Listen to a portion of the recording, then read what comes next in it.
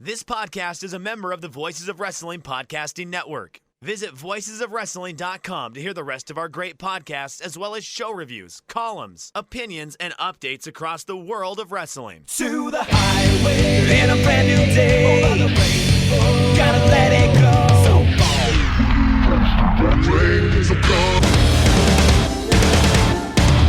fast to finger down. Dance tonight together. Here everyone is singing.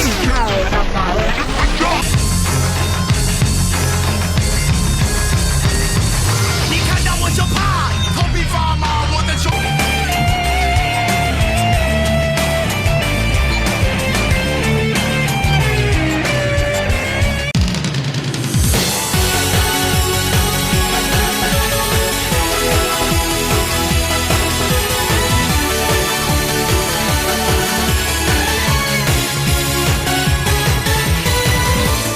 Welcome back to Open the Voice Gate for January 3rd, 2023. We are members of the Voices of Wrestling Podcast Network. You can find us on the Voices of Wrestling Podcast Network feed or our own dedicated podcast feed on all podcast platforms and applications. You can follow us on Twitter at Open Voice Gate. If you would like to donate to the show, click the link in the show notes. It'll take you to our redcircle.com landing site. Click the red box that says sponsor this podcast, and you can set up a one-time or recurring donation. No obligation whatsoever, but I would like to thank all of our previous donors. I am one of your hosts, it's your old pal, Mike Spears, joined alongside, as always, Case Lowe. And Case, this is one of my favorite episodes of the year, I feel like. I like how we kick off each calendar year with an episode like this one. But how are you doing, buddy? I'm doing quite well. I'm with you. I'm excited for this episode because, 48 hours ago, this was a pretty cut and dry year in review, but we've got some news to talk about. I've got a fun game for you that you don't know about, and then we're going to get into some highly contested Dragongate 2022 year-end awards from the Open the Voice Gate podcast and Open the Voice Gate podcast listeners. I am very excited to talk about a number of things this week. Yeah, it's something about I love, like the one thing that I can take from our DGUSA Rewind or Watch series that I really kind of discovered this. I love like taking stock. I love being able to have things in the hindsight, turn around and look at the year that was. So I love this kind of episode. And I love being able to do these awards. We have a new twist with it this year. And you know what I was thinking as I was making dinner tonight before we started the show? What's that? You know that there are the Happy Gate Awards, and they have that, and I think they're called like the best match awards on the network. But they have something great there that I think we should co-opt for the awards. They don't use Ulty enough. And I've thought about this for years, Case. If you know one thing about Mike Spears is that he believes they should use Ulty the Dragon more. Maybe we can try to make these the Ulty Awards going forward. I love it. Look, if the Lek Corporation isn't going to give us money to make this the Clean Paw official Dragongate Awards of 2022, I am all in favor of co-opting Ulty and using him as the face for these prestigious awards. How aren't they reaching out to us? Reaching out, and I could use a year of all people right now. Case, I can't think of anyone else who could use bathroom wipes more than me right now. I don't know what you mean by that. I just gotta get things clean. Oh well, I'm sorry to hear that. If you're having issues in that department, no. It's gotta get if clean. One guy needs to clean his bathroom, it's me, Mike Spears. Hey, Ho Loon understands that, but no, it's because who knows if I'm gonna be showing that bathroom, showing the house soon. It's gotta stay clean, so I could use a year supply of Clean Paw right now.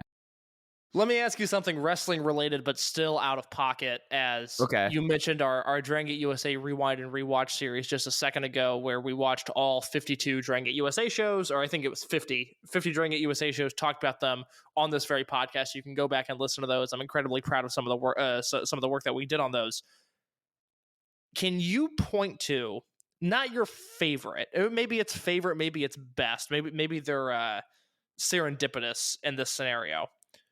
What do you think is the best piece of booking that Gabe did in Dragongate USA? Best piece of booking. Something you rub your hands together. That's pro wrestling right there. That's a nice piece of business. What did Gabe do in the 5 years of Dragongate USA? If there is one that comes to mind, that ticks that box for you. It's a shame that like the back 2/3 of Dragongate USA, the booking gets really like sometimes it's there and sometimes there's matches on the show because you have to kind of go early. And for me, and this was something that I did not think as fondly of it while we were doing it, but now I'm sitting back, reflecting, hindsight. Chikara Sekigun and Kamikaze USA, that was a good storyline with actually at a time where they were able to pull off the endings without people being signed or going elsewhere, so you're being left in a lurch. That was a pretty well completed story that didn't necessarily happen much later on with Dragongate USA. That's a really good shout. Not what I was thinking at all, but that does remind me that, and I raved about this at the time, the final match in that feud, it was the Chikara Sekigun and Masato Yoshino versus the lads at Kamikaze USA, is a Desert Island edition Dragongate USA match for me. It is just so perfectly laid out. I think that right there, that's a great pick, Mike. This is why we do this podcast, because I hadn't even thought about that. And that is really a strong piece of business. I would say, it's funny that you went early because I'm going to go late, actually. I think the fact that Johnny Gargano and Shingo were able to have this incredible match where I think the finish, where Gargano officially turns heel, does not hinder the match at all. And then Gargano goes on to have this career-defining heel run as a result. The fact that he was able to carefully move all of those moving pieces into place, I think is incredible. And I think that is the best thing that he did. I ask that because if you're a Voices of Wrestling flagship Patreon subscriber, last week, Joe Lanza tapped me on the shoulder and said, hey, can you do a match of the week this week?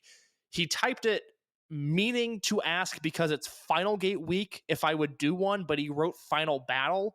And so I did Austin Aries versus Samoa Joe for the Ring of Honor World title in 2004 because it was the 18th anniversary of that match. And I kind of determined while writing it, I think that might be Gabe's single biggest stroke of genius in the way that Aries won that, the build to Aries winning that match and the way that Aries won that match. He accomplished the impossible of having a giant dominant world champion lose his title and then for the next reign to also be successful. I mean, Pro Wrestling Noah never recovered from Kenta Kobashi's incredible GHC title run from 2003 to 2005. I just wanted to get your perspective as somebody that's Dragongate USA pilled as to what you think Gabe's finest moment was there. And I think Chikara Sekigun versus Kamikaze is an underrated, albeit great answer. Yeah, because the one thing I could say about that, because I figure it's one of those two, really. I mean, I guess you can do the overall Gargano kind of going for the title and the whole thing of Chuck Taylor and how that kind of fell out as a storyline, but I don't think that was that strong. But when you look at like Gargano, especially at that time, like there were not a lot of very good storylines being told. And I think that also helps out that because they were able to encapsulate it basically within a match. So you had the follow-up there, whereas when things get really frayed in Dragongate USA and Evolve and WWN, there's just not the chance to do the follow-ups just wasn't there as much. So being able to have something that was encapsulated in one match and then a direction going forward was really something that, like, given the scenario and the time frame, like that's about as well as one could do, I think, with Dragongate USA in 2013. I am now of the belief, after listening to what I thought were painful arguments for Rossi Ogawa's inclusion in the Wrestling Observer Newsletter Hall of Fame this past year, as somebody, by the way, who voted for Sanshiro Takagi, I'm pretty convinced that he belongs in, and pretty convinced that Ogawa doesn't belong in a 50-mile radius of this imaginary Hall of Fame. At the very least, I think Gabe should be considered. I think he should be on the ballot, and I think he should probably get in. I don't see that happening. I don't see him ever getting 60% of the vote, but it's something that I'm starting to think a lot about, and I'm pretty convinced that he's, in my mind, a Wrestling Observer Newsletter Hall of Famer. So whether it's Dragongate USA related, Ring of Honor related, Evolve related, FIP related, could be NXT related, I would love for people in the Open the Voice Gate Discord channel to sound off on what you think Gabe's peak as a booker was in terms of one singular moment or one singular feud that you think was his finest work. It's something I've thought a lot about over the last week because, in the moment it seemed like Aries versus Joe was received well, which was a monumental feat. And 18 years later, it's something that has gone down in history as this great feat of booking. And I think that's really, really impressive by his standard. And then he has another 15 years of sometimes good, sometimes great, sometimes horrendous work. But nevertheless, as we approach the start of the year, rather, I guess, I would like to know what people think of Gabe as a Hall of Famer and Gabe's best booking choices. Yeah, I think he's a much better case than Rossi Ogawa by far, to be quite honest. Like, I think good for Rossi Ogawa, being able to get the narrative change this way and completely ignoring the 90s. So. I mean, Gabe changed wrestling for the better. For the not just change wrestling. I think change wrestling for the better. Yeah. I read a tweet once that really annoyed me from somebody that I don't remember who exactly it was, but it was just something along the lines of, it's such a shame that Gabe fell in love with 2000s Puro when he could have fell in love with 2000s Lucha. And I thought that is such a stupid fucking take to have. The idea of tinkering with anything Ring of Honor related from 2004, basically post Feinstein until Gabe was fired. I have a very hard time thinking about anything there because, like I said, I think he changed wrestling for the positive. Yeah, and I take like the overall warts and all view towards it, and like my personal misgivings about Gabe Sapolsky aside, I just look at my big question case: can you tell the story of pro wrestling without Gabe Sapolsky? And the answer is no, you can't. So he's in. No, because I look at the second part of his career. I look at Dragongate USA and Evolve as a net positive overall. Now, there's plenty of warts and bumps and bruises and cuts and scars. And who's the net positive for DG USA? Well, Ricochet.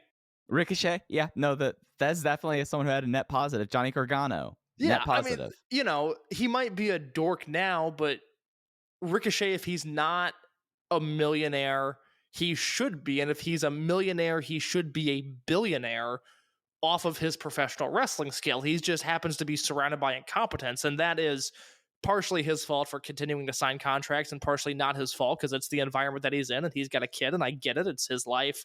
But no, it's, again, there's plenty of flaws. I'm not going to write this article and highlight style battle as one of Gabe's many perks, but nevertheless, I think that second run of his career is an overall net positive. Yeah, and it's something that I really look at, and it's something that I think that the electorate probably needs to decide. Influence can apply in a lot of different ways, and I think Gabe Sapolsky's influence, probably 50 people have full-time contracts because of Gabe Sapolsky. Yeah, it's not a mythical influence case like some people have. There's a direct, this guy worked with Gabe Sapolsky and thus he got a contract. There's a reason littered throughout wrestling. Yeah, there's a reason the Evolve finishing school became a trope. No, it was literal. Yeah. Yeah, no, absolutely. So, yeah, no. Interesting. Yeah, no, that's one that I like looking at that kind of stuff from a different angle. So, I'm glad you brought that up there. Should we get to the content for this week? Let's talk about Show. Yeah, so this came out last night from Joe Lanza, the Flagship Wrestling Podcast.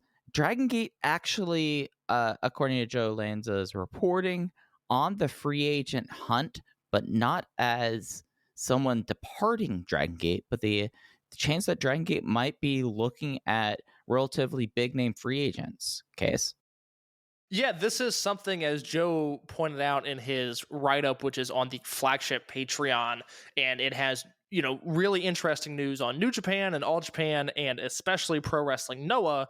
But as it pertains to our universe, Joe notes that really for the first time in their history, they are looking at acquiring outside wrestlers, and the two that they have targeted are the former team of Roppongi 3K, Sho and Yo, with Joe noting in this write-up that Yo seems to be happy where he is, while Sho, and Joe has reported this for probably 18 months now, that Sho is pretty uninterested in the work that he's doing in House of Torture, and at the very least, there was a fruitful conversation in terms of Sho possibly jumping ship to Dragongate.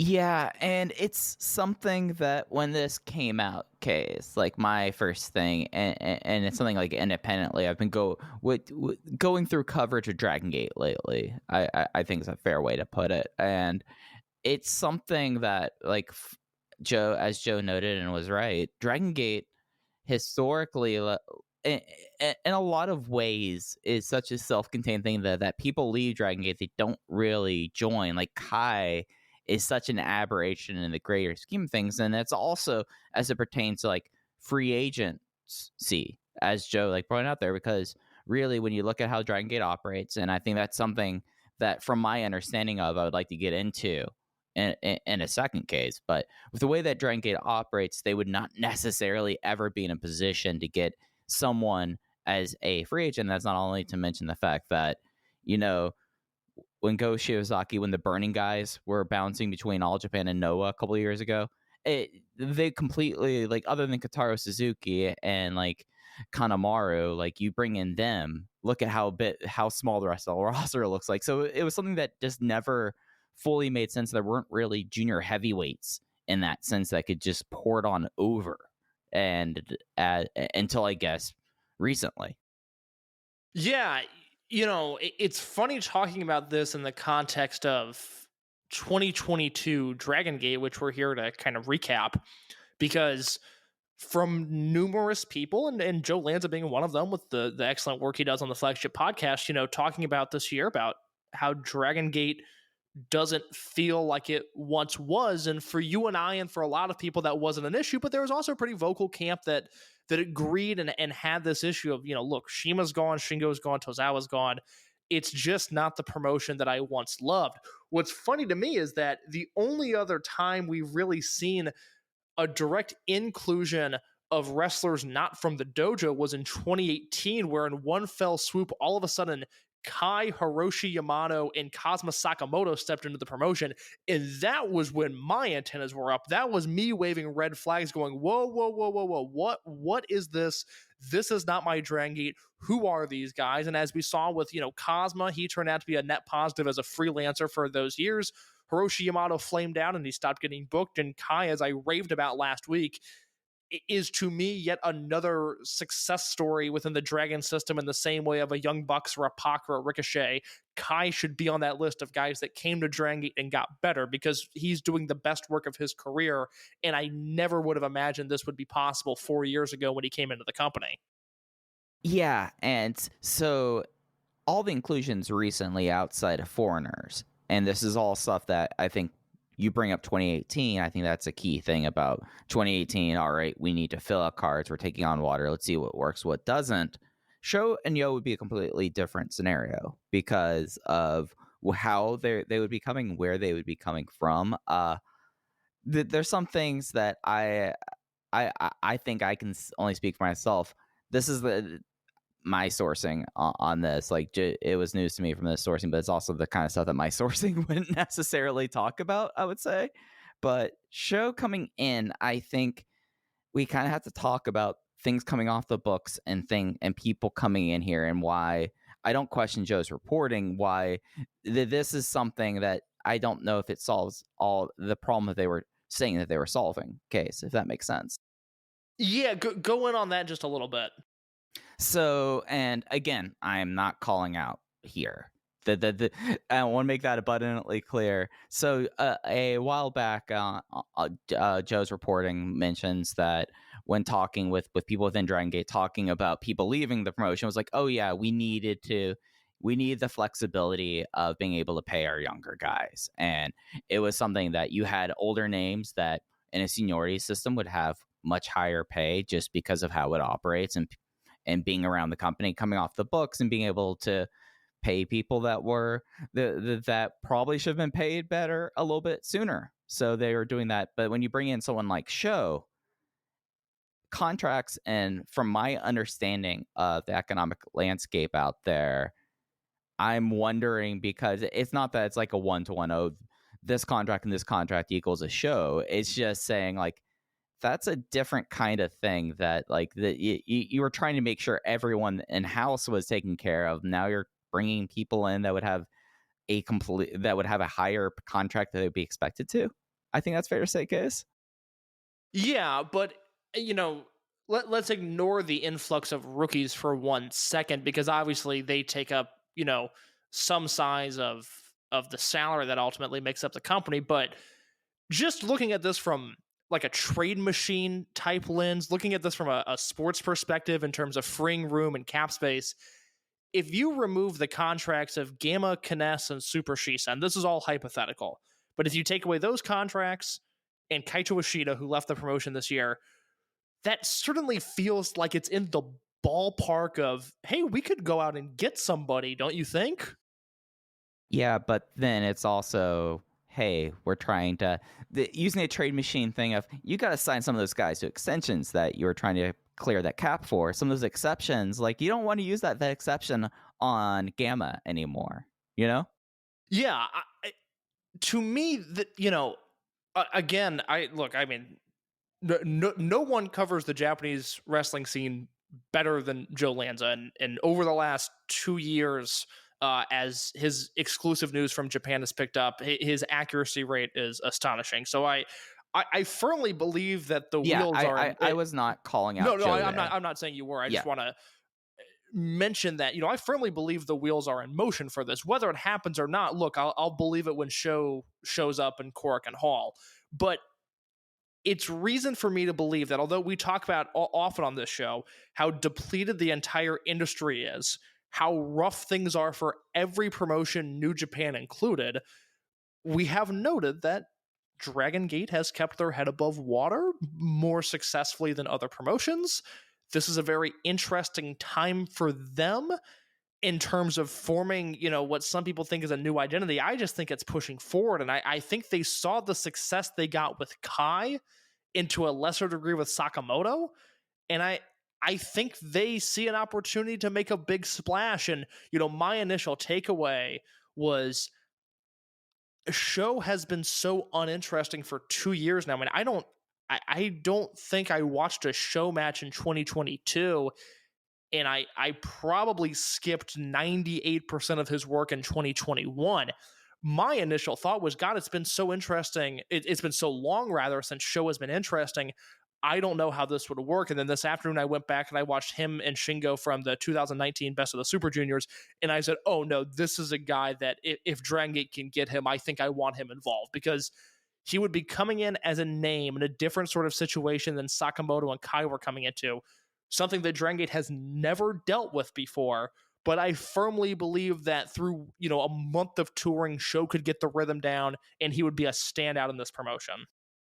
Yeah, it's like I'm of a similar mindset of you about that. I think that just being frank, with Dragongate and its spot, I would say not only in the international minds, but also like publicly, if you're someone that like let's somehow like try to act like that we are someone completely unfamiliar with wrestling, and we come across a newsstand and we come across Weekly Pro Wrestling, and it's something that if you were to take stock of it, of how Weekly Pro Wrestling, the covers and the situations there, it's geared very quickly over the last, I would say, 30 months, last 2.5 years, towards a handful of covers if you aren't a part of a conglomerate company or a traditional company. So being able and say like, hey, show's here, and being able to do that in January, traditionally a very quiet month in Dragongate, and we'll talk about how quiet it is later,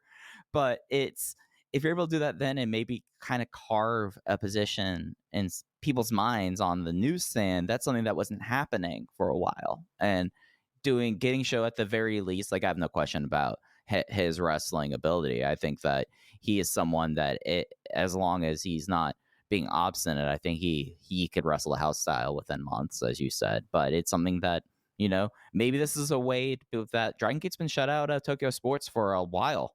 Maybe this is a way to kind of break in there a little bit and try to remind people. And I think this would be low on the priority list, but on the list nonetheless.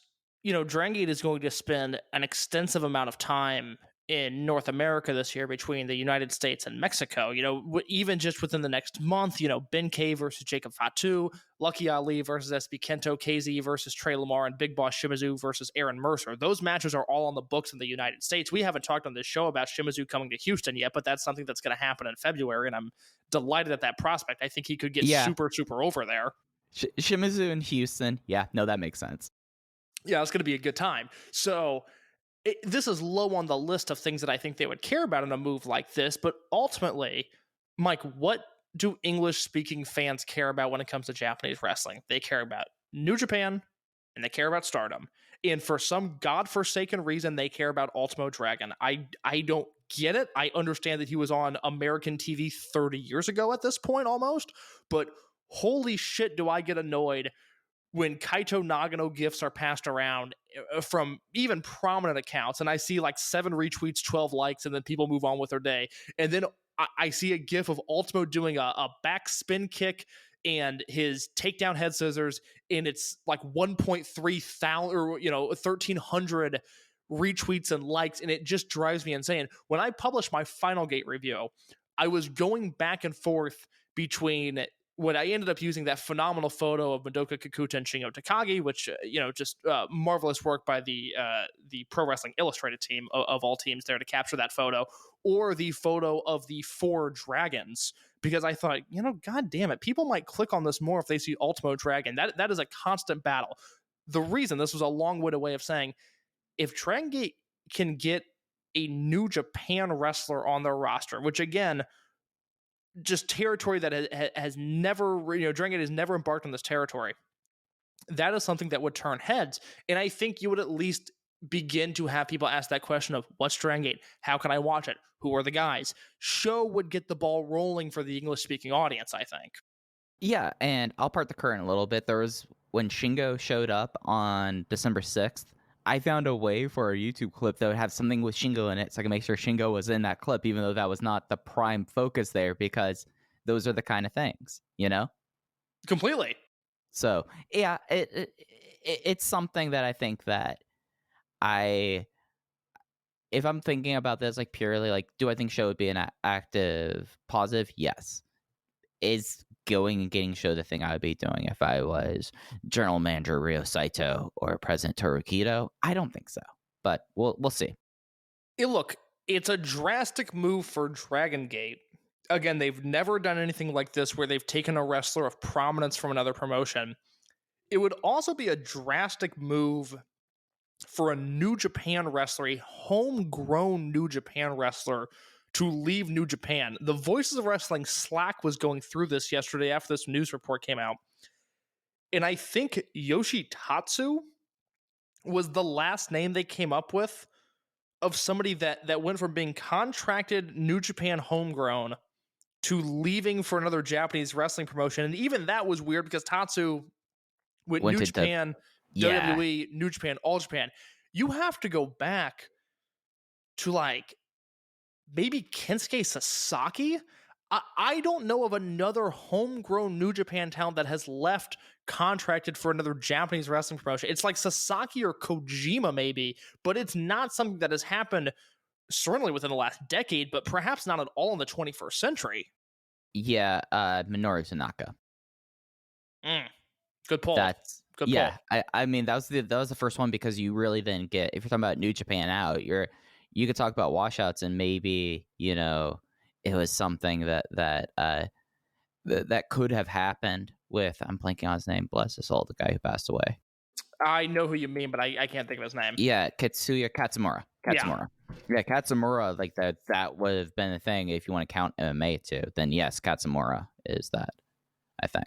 So it's interesting, something to keep tabs on. Of course, Dragongate goes dark this week. They return on the 7th and the 8th to kick off their 2023. With the way the calendar is, that's actually a little bit earlier than usual. Usually they don't get going till about the 10th. But case, they announced earlier today that the kickoff show on Saturday the 7th in Osaka, Edion 2, it will be on the network. It will be a noise okay crowd. They have announced it about 4 days out. I am super excited, and we don't have the card for this. I have a feeling as soon as we stop recording, that card's going to be announced. But it's Osaka, which is a building that I'm always partial to, that Osaka #2 building. It's going to be a vocal crowd, and I think it's going to be really interesting to see what Dragongate does compared to GLEAT in a few weeks, because GLEAT is running a vocal crowd at the end of the month.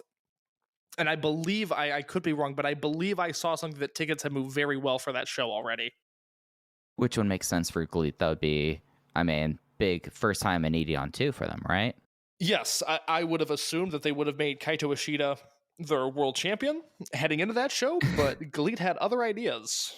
Boy, did they have other ideas, guys. I gotta say, it has been a long time since I remember a show, that November Corkin show, which wasn't a train wreck. There was watchable stuff, but that it seemed like it turned so many people off from GLEAT. It was so interesting to watch because, like, on the undercard was Bandito and Commander coming in, and I love those guys. Thought that they were great, and I thought there was some decent stuff in the upper mid card. And then that main event just did not hit, and it felt like it cooled off Ishida to a drastic degree, and it cooled off the promotion to an even bigger degree. And then you double that up with a terrible idea, MMA. Like, oh my god, that's right. Oh, that Soma Watanabe fight, I regretfully watched that. Was that the one versus Shrek? Didn't he have Shrek? It was the one where the camera caught him throwing up immediately after the fight. I don't remember who he fought. I did not watch it, so Mike, it was horrific. It was absolutely awful. It was the lowest of the low form of entertainment. I don't know how anybody could watch that and enjoy it. And, you know, Watanabe was a guy who I had an asterisk next to, is like, hey, you know, that's a reason to watch GLEAT. You know, yes, I like Shima and Lindemann, but I'm intrigued by the for lack of a better term, homegrown guys there. And he was one of them that I really enjoyed. Tetsuya Azuchi being another one. And they both got punked out on that show. And I have such little interest in watching them going forward. You know, Case, I watched the entire GLEAT show. I did. All 4 hours of it. And the MMA show? Oh, not the MMA show. I'm talking about GLEAT 4, the one from Tokyo Dome City Hall. Oh, thank God. Okay. All right, go ahead. Nah, God. And like the thing that I found myself was I figured out who my homegrown guy is and how infuriating it is going to be a fan of him. Is that Czech? We already know I love Czech. Like that's already done. Czech's perfect in every way. No notes there. Takanori Ito. Oh yeah. Again, I like Ito. Get a fucking good roster. Yeah, I like Ito, and I loved like out of the UWF stuff that they did there. The whole thing of like, telling this story throughout the rules. Like the story of the match was that Aoki completely just had him in a huge lead because it's Shinya Aoki, and then Ito was able to like get a throw and then overwhelm him repeatedly going into the time limit. It looked like he was about to finish him off there, and then basically if he had more time, he would have taken out Aoki there. And I was like, God damn, this was like a great story here. And then I was like, oh wait, Takanori Ito never wins, so why should I care? This is a roster with Ito, with Azuchi, with Jun Tancho, who I've been a fan of for years, Keiichi Saito, Czech, Shimatani, who you and I were both just talking about, and now they've got these Black Generation guys in with Flamita and Yutani.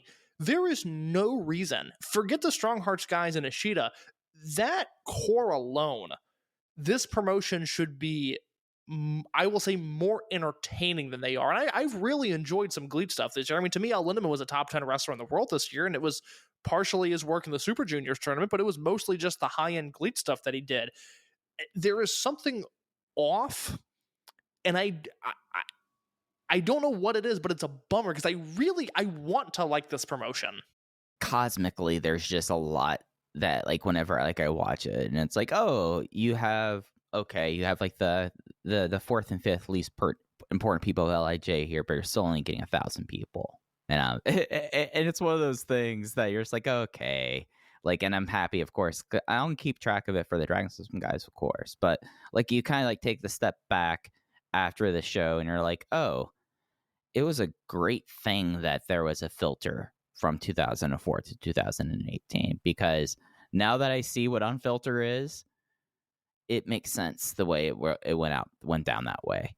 Like this is Shimaism through and through. Even like the Ledette UWF stuff had like fingerprints of Shima on it. I felt like it's such a weird promotion. It really goes against the idea that wrestling should be a variety show, because I have a hard time believing that the same people that are sitting down and watching Minoru Tanaka versus Rioni Fujiwara are which ruled. Okay, I'll take your word for it. I'm not going to sit down and watch that. But because why would I be interested in that when I have Jack Cartwheel, Septimo Dragon, and Soma Watanabe versus Jun Tancho, Kichi Sato, and Gringo Loco? That match sounds fucking awesome. And I have not watched this show yet, but I'm going to. I'm excited for that. The UWF stuff mixed with Lucharesu, it's off-putting. I want one or the other, and I really want them to lean more into a Jack Cartwheel type more so than a Minoru Tanaka type. And I know that is sacrilege to most people listening, but that's how I feel. No, that's entirely fair. I can watch faux MMA in Noah for the most part, but there's not a secondary junior heavyweight promotion in Japan right now, which I think is bizarre. You know, Osaka Pro is alive but not relevant. Michinoku Pro is barely alive and not relevant. And there's nothing filling that gap. But on top of the fact that I've said this really for a few years now, the junior heavyweight scene across Japan has never been weaker. So it seems like there would be an opportunity for GLEAT to carve their own niche. And maybe it's just that, you know, Strong Hearts, despite the fact that they've drawn everywhere they've gone, maybe there is just a larger audience that is turned off by them. Kaito Ishida seemed white hot at the beginning, and he has drastically cooled off, which, by the way, how was Lindemann versus Ishida? I went 4 1/4. Interesting. I'm excited to watch that, but I've heard zero people talk about that match. It's without spoiling, whatever you think a longer El Lindemann and Ishida match is, without being a match of the year contender, there was no even an inkling of me putting the watch out there. It was what you expect. It was very good. Okay, that's I want that. I want Ishida versus Lindemann to look and feel like Ishida versus Lindemann. So again, I'm excited. I think there's going to be stuff on this show that I like. I'm going to skip past Shima versus the Pizza Man, but I think there's going to be stuff on this show that I like. It's just GLEAT is missing something by trying to be everything, I think. Do you want to know like what encapsulates this perfectly, Kaz? Please. So on the show you have Ishida's Army. I'm just gonna there's a reason I'm gonna call it Ishida's Army case here, and they were in 3 separate matches. They call them several separate things throughout the show. The only time they refer to it as Black Generation, which I do believe, and Kaito Ishida wears Black Generation gear everywhere, is the unit's name. They refer to it as Ishida Gun in the main event. They refer to it as Ishida Gun when it's Quiet Storm versus Harley Jackson, which woo, Shimaism right there. And they refer to it as Black Generation in the 3-way tag. That's bizarre. Yeah, I mean, that encapsulates the experience perfectly in my mind. Mike, we've talked about 2023 Dragongate. We've talked about GLEAT unexpectedly. We've talked about Gabe Sapolsky unexpectedly. Before we put a bow on 2022 with the year-end awards, I have a pop quiz for you that's Dragongate related. All right, man. I need the confidence boost after a 5-star match game. Loosely my inspiration here. Thank you, Joe Gagney, for listening and also having us on 5-star match game with Alan Forel a few weeks ago. I cannot recommend it enough if you have not heard it. I have 5 Dragongate questions for you, all relating to 2022 Dragongate. I will tell you up top, I thought of these questions, but for most of these, I would not know the answers. There's 2 here that I think are incredibly difficult. Are you ready? You know, I'm ready, and unlike 5-star match game, I'm not going to come out here false bravado. I'm interested in seeing how you're going to try to stump me. Let's go. Okay. All right. First one, I think this is a bit of an easier one. Mochizuki Jr. had 2 other ring names in 2022. What were they? Masaharu Eto and Ryoto Mochizuki. Well done. All right. Question number 2. Who was forced to withdraw from King of Gate after suffering a concussion at the hands, or rather the feet, of BB Hulk? Jason Lee. My hot take there is that was a fake injury and that Jason Lee sold it beautifully and was never heard. I think that was the plan all along. You know, when I was putting together my year-end review stuff, it makes I buy that now. Look, maybe BB Hill kicked his head off. It all just made too much. It all made too much sense at the end of the day. I think it was Dragongate doing a phenomenal job of pulling the wool over our eyes there. All right, you're 2 for 2. Question number 3. I think this is where the difficulty is going to ramp up a little bit. Shingo was not the only dojo graduate to return on a Dragongate proper show this year. Which dojo graduate, wrestled their first match for Dragongate in 3 years on May 23rd of this year? Now, okay, so you gave a couple of hints here about this. In this, you said 3 years, which is very important here because that immediately disqualifies like your it disqualifies people like Kenichiro Rai. Yep. Disqualifies people like even Tetsuya Sugawara. Disqualifies him. And now they actually and most importantly so, that is not Torimon Reunion Volume 2. Yes. And that is the thing that makes it difficult. Trueborn. Dojo graduate, yes. Can I have the dojo class? I think that would give it away. That's fair. I respect that. Well, it's not Yohei. Not Yohei. Yohei only wrestled on the Dragongate Noah crossover show this year. He did not wrestle on a Dragongate proper show. Which, by the way, I'll give you time to stall and think for a second, because I have to point out, I really liked the Yohei and KZ versus Eita and Ogawa match on the Noah show.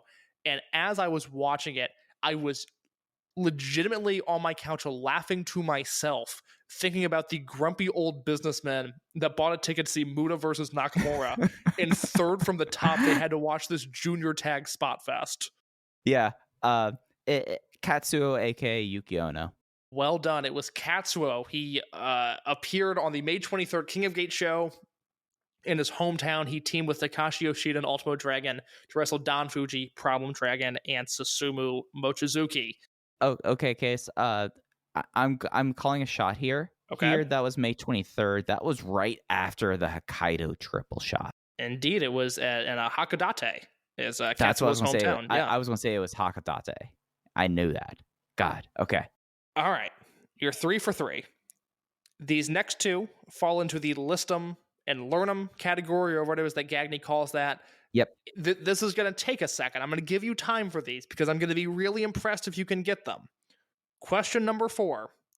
Between the Ultimo Dragon 35th anniversary show and Kobe World Pro Wrestling Festival this year, 10 outsiders appeared on those shows. This does not include Perros del Mal de Japón.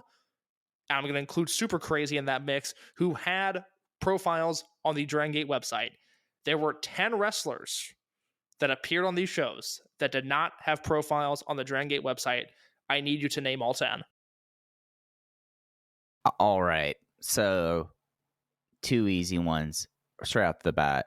El Hijo del Santo and Masayo Tanaka. 1 and 2. Okay, that's funny you lumped Tanaka in there because the inspiration for this question was seeing Masato Tanaka's name on this Ultimo Dragon show and having zero memory of that. Yeah, and if I was right, that was Dragongate's 25th anniversary match. Yes. God, I hate the way my brain works. This entire game came about because I'm writing something for Voice of Wrestling right now, and I was looking back at that Ultimo card, and I saw Masato Tanaka there, and I was like, holy shit, I have zero memory of this. Right. Kiji Muto. Yep. So that's 3 of 10. And like the thing is, in case I as a gentleman of honor, I only have like the only page I've open on my desktop has the top 10 matches of the year, and none of them involve these outsiders. No. You're safe there. No. Yeah, no, I'm not safe there because I was hoping that I could name more than the 3 big ones. God. Was Great Sasuke? Sasuke was on Kobe World Pro Wrestling Festival this year. And if Great Sasuke was there, that means that Jinsei Senzaki was probably there too. He was on the show the night before. He was in the Kagetora anniversary match, I believe. Was Taru Nohashi Shinjitsu, Taru Nohashi, aka I think that's Koichiro Arai on these Taru shows. Nohashi was on these shows. You are halfway there. Hey, I got a D on this already. I'm at 60%. All right. Now this is where it gets really hard. You're 6 of 10. You're a little more than halfway. Yeah, but 60 is a D. Yes, nevertheless. Yeah. All right. Yeah, D's for diploma. Okay, let's go. I have 6 of 10. I've already named Masato Tanaka, El Hijo del Santo, the Great Sasuke, now Taro Nohashi, Senjutsu Nohashi, and who was the 6th one that I had? Okay, that's it. I've got Jinsei Shinzaki, Taro Nohashi, Masato Tanaka, Keiji Muto, Santo, and Sasuke. Keiji Muto. Yep. Muto was the 6th. Okay. Now, the thing is, I'm trying to put together, because most of them are popping up, as you would guess, in the anniversary matches. I'm trying to remember Kagetora's anniversary match, who he had there. I don't think we had any more Michinoku Pro popping up. I'm going to bow out here on this. I could stammer and stall and be like Alan, but I'm not going to. All right, Mike. The 4 names that you missed. I think there's one of them in here that you should have gotten. Okay. And I'm actually one or two. Toru Owashi. Yeah, I should have got that one. Yeah. Yep. He was in the Kagetora match. It was Jinsei Shinzaki, Kagetora, and Taru Nohashi versus Don Fuji, Shuji Kondo, and Toru Owashi. Yeah. 2 names that you missed on the opening night, the Ultimo Dragon show. They teamed together with your boy Kenichiro. Oh, the bodyguard. The bodyguard was there. The bodyguard, and who did he team with? He teamed with, it was the bodyguard, Kenichiro Arai, and a friend of the show. Oh, Gherkin Mask? Gherkin Mask. All right. That's everybody on the Ultimo show. There is one name. I will give you 5 of these 6 participants in this match. I don't think you'll get this. If you do, I'll be very impressed. Match number 2 on Kobe World 2022. Okay. Genki Horiguchi, Ryo Saito, and Yasushi Kanda versus Sachihoko Machine, Konomami Chikawa, and X. And X is not Satoshi Kojima. Gosh. Who was X here? Wasn't Yosuke, was it? It was not Yosuke. Okay. Roster member or not? Not a roster member. Somebody that trained in the Dragon system, but was not a Dragon Gate wrestler. First appeared, looks like 1 match in 2017, and then worked the first Toryumon reunion show and the second Toryumon reunion show.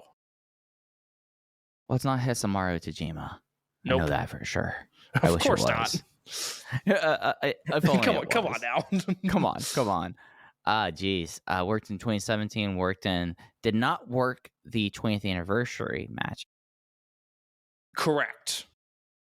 Interesting. Takuya Sugawara. No, it was a Toryumon X name, a comedy wrestler, and Kenjiro Matsuyama. Oh yeah, Matsuyama. I can't say him. No, that would have been incredible. So the 10 outsiders on these 2 shows were Gurukun Mask, Bodyguard, Jinsei Shinzaki, Toru Nohashi, Toru Owashi, Masato Tanaka, Keiji Muto, El Hijo del Santo, Kenjiro Matsuyama, and the great Sasuke. You had 6 out of 10. I am still impressed. Mike, your final question. It's going to be another list. Okay. There were 9 Open the Dragongate Championship teams this year. I need you to name all 9. Fuck you. Just first off, just off the bat. Come on, man. Fuck you. Okay. All right. Okay. So it started off with a masquerade team. Yep. It was Kota Minoura, Jason Lee, and Shun Skywalker. Put it on the board.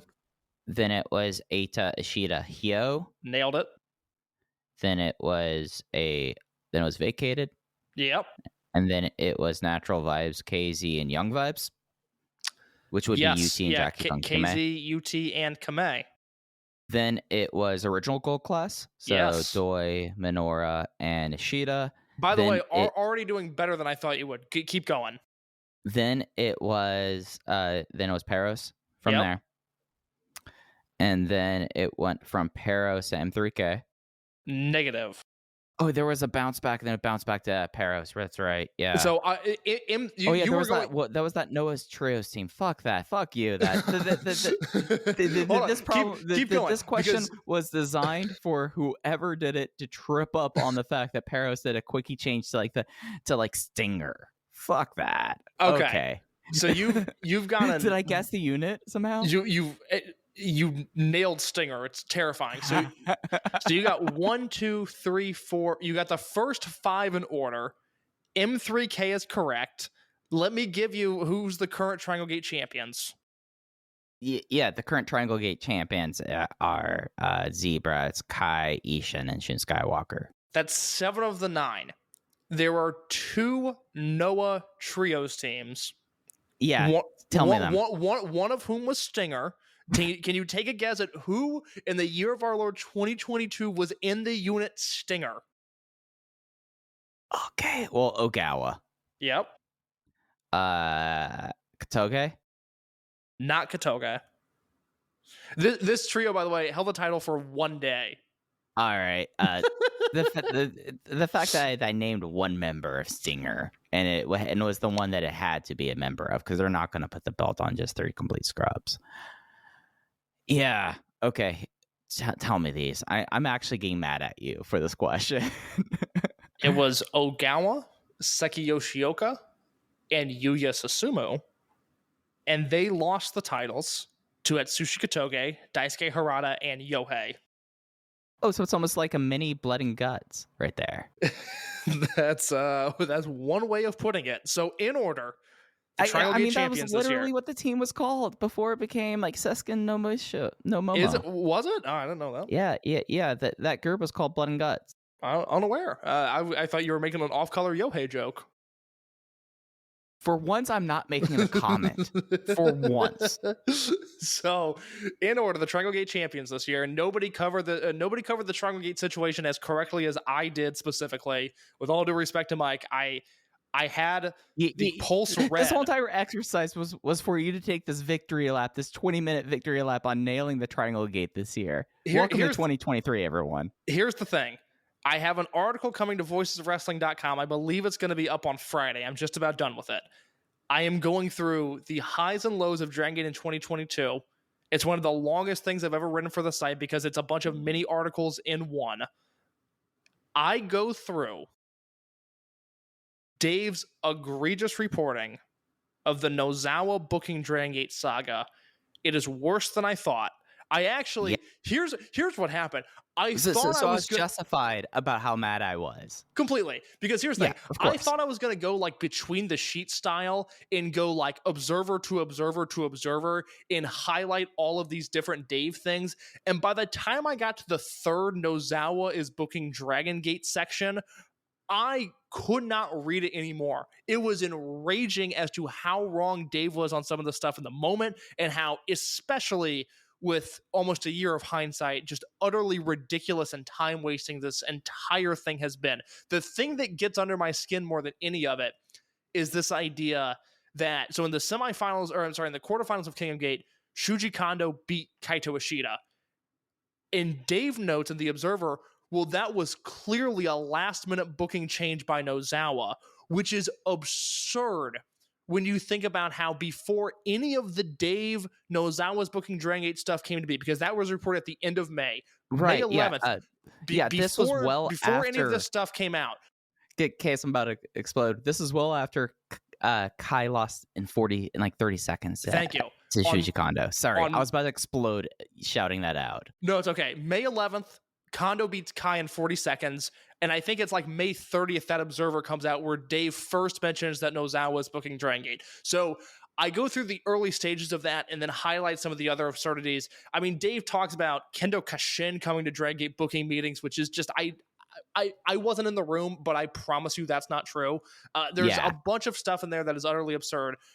For the first time, I believe in any sort of public setting, I am going to include the fake email that was going around, which led to this story becoming a story, and the basic I think journalist is a gross word, but the basic journalistic work that Dave could have done, that Brian Alvarez could have done, and for as much as I like him, this was journalism. This was journalistic process that did not happen with this. That Dave, Brian Alvarez, and Mike Sempervive all blew to a gross degree the easy things they could have done to prevent this entire mess.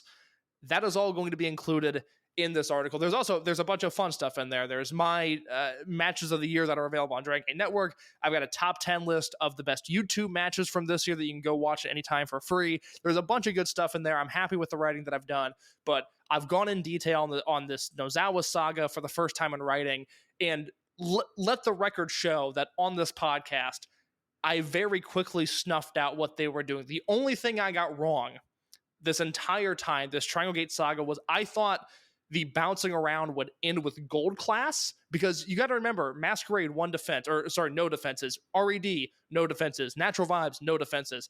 I thought gold class would be the ones to have a prolonged reign, and then once Peros beat them in their first defense, I realized, oh no, there's something bigger coming down the line. We just don't know what it is. Those guys will have the prolonged reign. That's exactly what happened when M3K came aboard. I said as soon as they debuted, those guys are going to win the Dragongate belts at Kobe World and have a long title run. That's exactly what happened. And look, my finger was on the pulse this year and other people blew it. That's what it comes down to. And it's not an arrogant victory lap to take, but as news continues to swirl out of Japan, if we see some people with their finger on the pulse and some people without it, just remember that when it comes to this podcast and what we cover. Yep, and you can check the tapes. I'm glad I didn't know until Case was like, hey, Mike, can you go through these things that the email. So there's vegetables and desserts in this article. It's going to rock. Look, I will say this: not every journalist blew this Nozawa story. Joe Lanza was very forward in saying that Nozawa strictly was not booking Dragongate. I personally might disagree on where we lie on Nozawa's influence in June, July, and August, but that is not an argument that is worth getting into, because it's clear that that is past us now. But there are other wrestling reporters that got this story and that took a look at this and said, nope, that doesn't make any sense. People that quite frankly shouldn't know better, and that they did. So it wasn't across the board that everybody made a mistake, but it was a bad look from certain people that should know better. Yeah, and I'll ask you that question off air, what I was about to ask. Okay. But it's going to be something worth checking out, even if you're not interested in journalistic legwork. There's a lot of awesome stuff there. But Case, you mentioned this article as a way. I like the little segue here. Let's reminisce on last year. Let's talk about 2022 finally with some Ulties. Yeah, so thank you to everybody that responded in the Voices of Wrestling Discord. I threw out 5 categories. I asked everybody, give me your number 1 and give me your number 2. And what I have done, I have tabulated all of those votes. First place votes worth 3 points. Second place votes worth 1 point. Mike, I do not know who you voted for, but I'm going to tell you right now, some of these categories are dangerously close. This is going to involve me doing math on the fly, which is very dangerous, but we're going to go through one by one. I'm going to ask you who you voted for. I'm going to tell you my vote, and then we are going to find out who won MVP, Match of the Year, Show of the Year, Unit of the Year, and Rookie of the Year. And we are going to start with Rookie of the Year. Mike, who did you vote for in second? Who did you vote for in first? So, before I say this, I voted for Takuma Fujiwara last year. So, wow. That he was ineligible for this year. And to be honest, I only want to talk about 2022 guys. So my number 2 was Kaito Nagano. My number 1 was Mochizuki Jr. Oh my goodness. Okay. All right. Did I already shake things up here? I mean, this is what happened. No, just a fascinating turn of events, because I voted for guys that debuted in 2021. This is very interesting. So going into our final results here, okay. not counting your vote, not counting my vote, it was 16 points for Fujiwara, 16 points for Minorita, 2 for Mochizuki Jr., and 2 for Ishin. Take on your 3 for Mochizuki Jr. That is 5 points for him. You're the only person to vote for Nagano. I would expect you to vote for him again next year. I voted Ishin in second place, Takuma Fujiwara in first place. He is going to narrowly edge out Minorita for our Ulty Awards 2022 Rookie of the Year. It is Takuma Fujiwara. Hey, I mean, different strategies, different philosophies, I think. But I mean, he deserves it regardless. So, yeah. Before we go any further, does the on-the-fly math that I just did, does that make sense? Could you follow what I was doing in terms of deciding a winner? Oh, sure. Your logic is sound. Okay. I just want to be sure that at least one person can follow this. Mike, before we move on, let's wax poetically about Takuma Fujiwara for a second. I will go first. I voted for him Rookie of the Year. I think what we have seen from late November of last year, you got to remember, he debuted at the end of November. I think it was November 28th, maybe. It was really late in the month. What we have seen since then is one of the single greatest rookie years in the history of professional wrestling. It should be mentioned alongside Kurt Angle and Jun Akiyama. For a long time, Matt Riddle's name was in that discussion. Whoever it is, 12 months into wrestling that you want to talk about, Takuma Fujiwara's name needs to be right next to them. There's the obvious high points. There's the Diamante match. There's the Dragon Dia match. There's the SB Kento match from a house show that I think is super underrated. And there is the Ishin Ihashi match from King of Gate. Whether you want to talk about the great matches or you want to talk about the fact that this man went to Mexico in June and, in my opinion, seamlessly transitioned from the first match onward, looked like a seasoned luchador, somebody that could play to the crowd, somebody that could do the basics, somebody that could excel when he was actually wrestling against people that were worth a damn. Takuma Fujiwara blew me away time after time this year. He is a marvelous professional wrestler who I think is going to lead this company into the future. In his rookie year was one of the best I've ever seen. Yeah, it's something that it became very clear very, very quickly how incredible and special Takuma Fujiwara was. And I mean, broke scales, broke even in the most forward-thinking wrestling promotion in the world currently, broke what they thought that a 19 to 20-year-old could do within his first 3 months of professional wrestling. Like that's the wild thing, is that for most parts, if you want to like take a look at like how wrestling is in like someone's like first year, his development went completely astray after he left Japan and been fend for himself. But everything you see of him in Mexico, and you're like, oh no, he's learning more. It's getting even more. He's getting even more better. And like the only thing that really frustrates me about the whole entire exercise is that not enough people are getting to experience this in real time. You know, because this is special. This is something that, I mean, you listed off the people that he should be regarded by, and I said this. I said this earlier in 2022. The thing about like, out of those people you mentioned, at least for international fans, like Jun Akiyama, were you not watching wrestling in 1992 for one, and then two, the way wrestling spread was completely different then. We get to watch Takuma Fujiwara progress and discover things as a 20-year-old pro wrestler in real time, and that's really awesome. The word that friend of the show, Alan Forel, put in my head that I think is worth mentioning time and time again when it comes to Fujiwara, and you'll see this. I was hoping the SFM 50 would be out by this recording. It's not, and I don't know what the holdup is, but one of the things that, there's a Takuma Fujiwara blurb, let's just say that. Whether he finished in the top 50 or an honorable mention, I will wait until everybody finds out to reveal that. But there's a Takuma Fujiwara blurb that I wrote, and Alan very astutely sent me a DM and said, this is great. Can I add something about how confident of a wrestler he is at 20 years old? And that is exactly what it is. Fujiwara, whether he's working as an underdog babyface in Dragongate, as a lost in the wilderness foreigner on a lucha show in a tent, essentially. I apologize if that sounds derogatory, but some of the shows that Fujiwara worked were not far off from that. Or if he's working as a heel alongside SB Kento in Mexico, there is nothing that he has done that he hasn't approached with supreme confidence, and nothing that he has done that hasn't been executed to a flawless degree. He is seasoned like a 12-year pro. I mean, he wrestles like somebody that is in the prime of their career, that has figured out both the mental and the physical aspects of wrestling and has combined them. That is normally something that takes a decade, and I don't feel like I'm being hyperbolic when I say that at least on some level, Fujiwara is so much more advanced than even a Minorita or an Ishin or a Mochizuki Jr., people that we all think very highly of.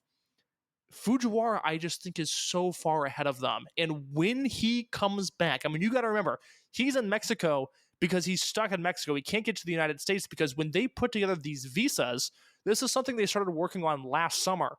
Fujiwara had not debuted when this process started. And I can't help but think about the fact that when Yuki Yoshioka, our current Dreamgate champion, went to Mexico, he was told, just go away for a little bit, be out of sight, out of mind, get out of here. So when you come back, and it wasn't Dia Inferno, but when it was Yuki Yoshioka himself, he could be a big deal. And I feel that even at 20 years old, soon to be 21, that same thing will be applicable for Fujiwara. Yeah, it's something that the world will be in the palm of his hands. Is just wondering when it happens. Like, that's the thing when it really boils down to it, right? Like, it's something that it doesn't seem like that he is like selectively mute. So I think he'll be fine, if that makes sense. Like, he has such like just like a natural ability alone is insane, and any promotion, you look at him like a major star, but you put him in a promotion that's like geared towards that, and the sky's the limit. I mean, look, if you have any reservations about his future, look at the respect that he was treated with when he came back in November. Singles match with Eita, featured tag in Corkin, featured tag on the Noah Dragongate show. Look, with all due respect, La Estrella is not getting that, okay? It's just not happening. This is a world that Takuma Fujiwara is soon going to have in the palm of his hands. His rookie year, it just is something to behold. It was really, really special, and I'm glad that certain people were paying attention and got to witness it in real time. I know a decade from now, I'm going to be very happy that I was here watching all of the house show matches, all of the network uploads, and all the stuff from Mexico that I can find, because this is something that could go down as a historically great year. Absolutely. So, what's the next category? Well, hold on, real quick. Minorita finishes second. There was a big late stage push, and rightfully so, for Minorita to win Rookie of the Year. This is something Jay has been actively pushing on commentary. I firmly respect his reasoning. I think Minorita has done a magnificent job in Gold Class, pushing that gimmick far beyond what I think anybody thought was possible in March when he debuted. It is just a matter of some people preferred Fujiwara, and at least in my case, I preferred Ishin as well. You know, Ishin debuted in September of last year. I think I voted for him as my runner-up last year. I'm going to vote for him again as my runner-up this year, because most of this year was still him being treated as a rookie, and it was September, about when he debuted last year, September of this year, a year into his career, where he started to get taken seriously. And I've been so impressed by the second stage of Ishin's career that I felt like he deserved a little bit of love here. Yeah, no, absolutely. So it's something that, I mean, for someone who had a gimmick that was so attached to his brother, it could have gone very astray, but seeing how he has taken everything with him, as Ishin has been really exciting, has been one of the really cool things. Did I have Ishin on my... I actually voted for La Estrella last year, second place. Yeah. Oh, how's the year changed? You know, we were talking about Estrella off the air, and I want to pull up our DMs here real quick, because there were two screenshots that really caught my attention on La Estrella's Instagram. I want to see if I can find them real quick. Yes, there is a post from Estrella on New Year's Eve where the English translation roughly comes out to, and I quote, "2023, let's go for more. I have no intention of going back to Japan. 2022 has been a great year," end quote. And we can double that up with something that he posted today on his Instagram story, which said, and this was in English, no translation needed, "Hello, I am available in Los Angeles between March 26th and April 1st. Please DM me." Mike, this goes to something I was talking about a few weeks ago. I'm not sure there's a route for Estrella to go back home. I think he is really possibly going to be an international traveler, maybe Ultimo's designated North American opponent. I would be a little bit surprised if we see him in a Dragongate ring in 2023.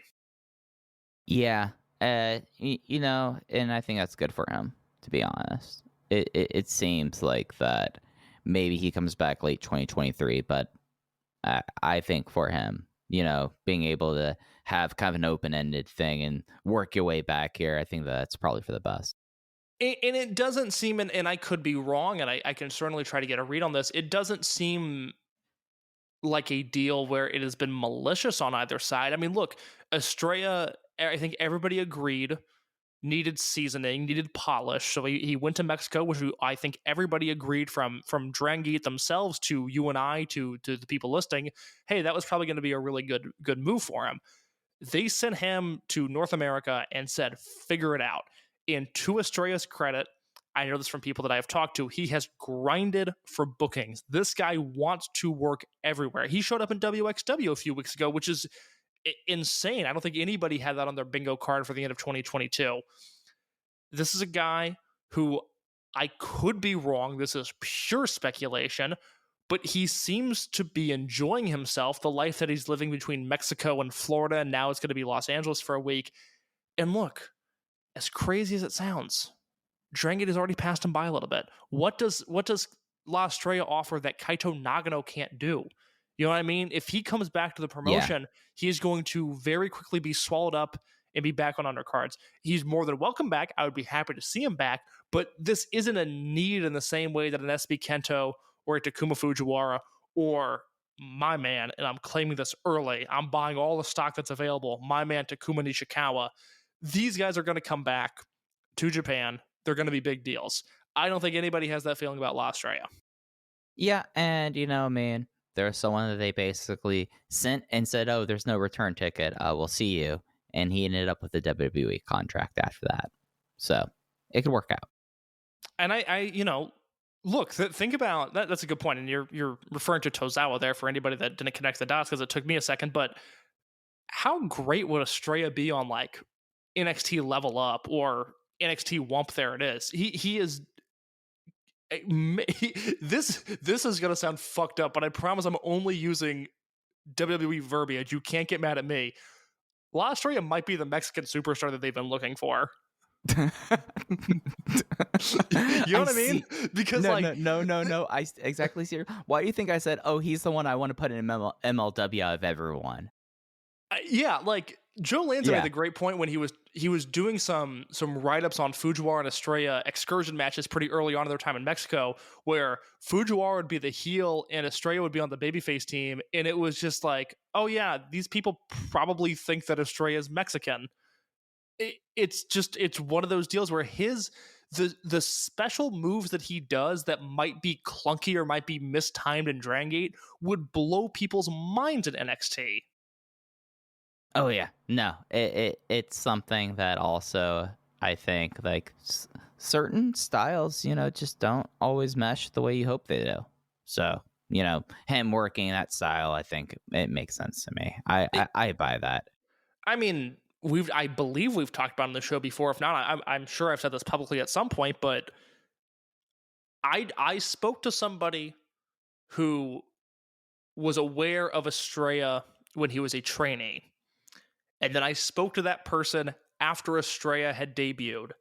And this person's mind was blown at the fact that they made him a high flyer. This is an Ultimo Dragon vision, an Ultimo Dragon gimmick.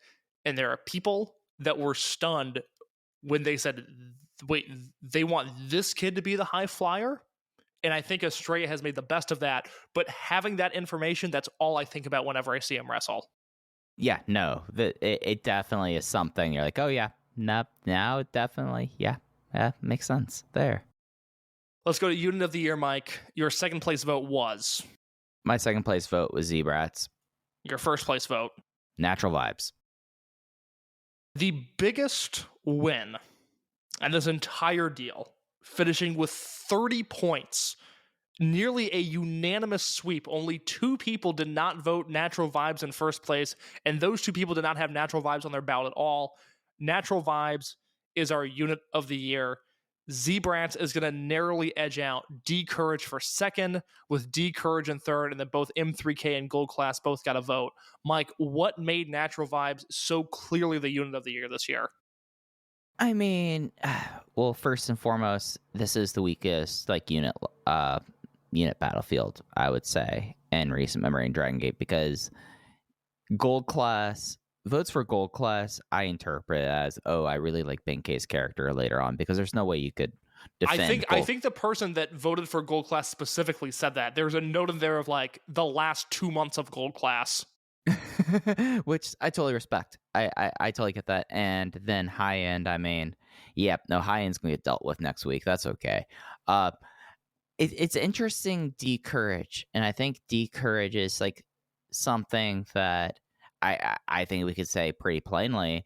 D-Courage works with a native audience a lot better than it does international audience.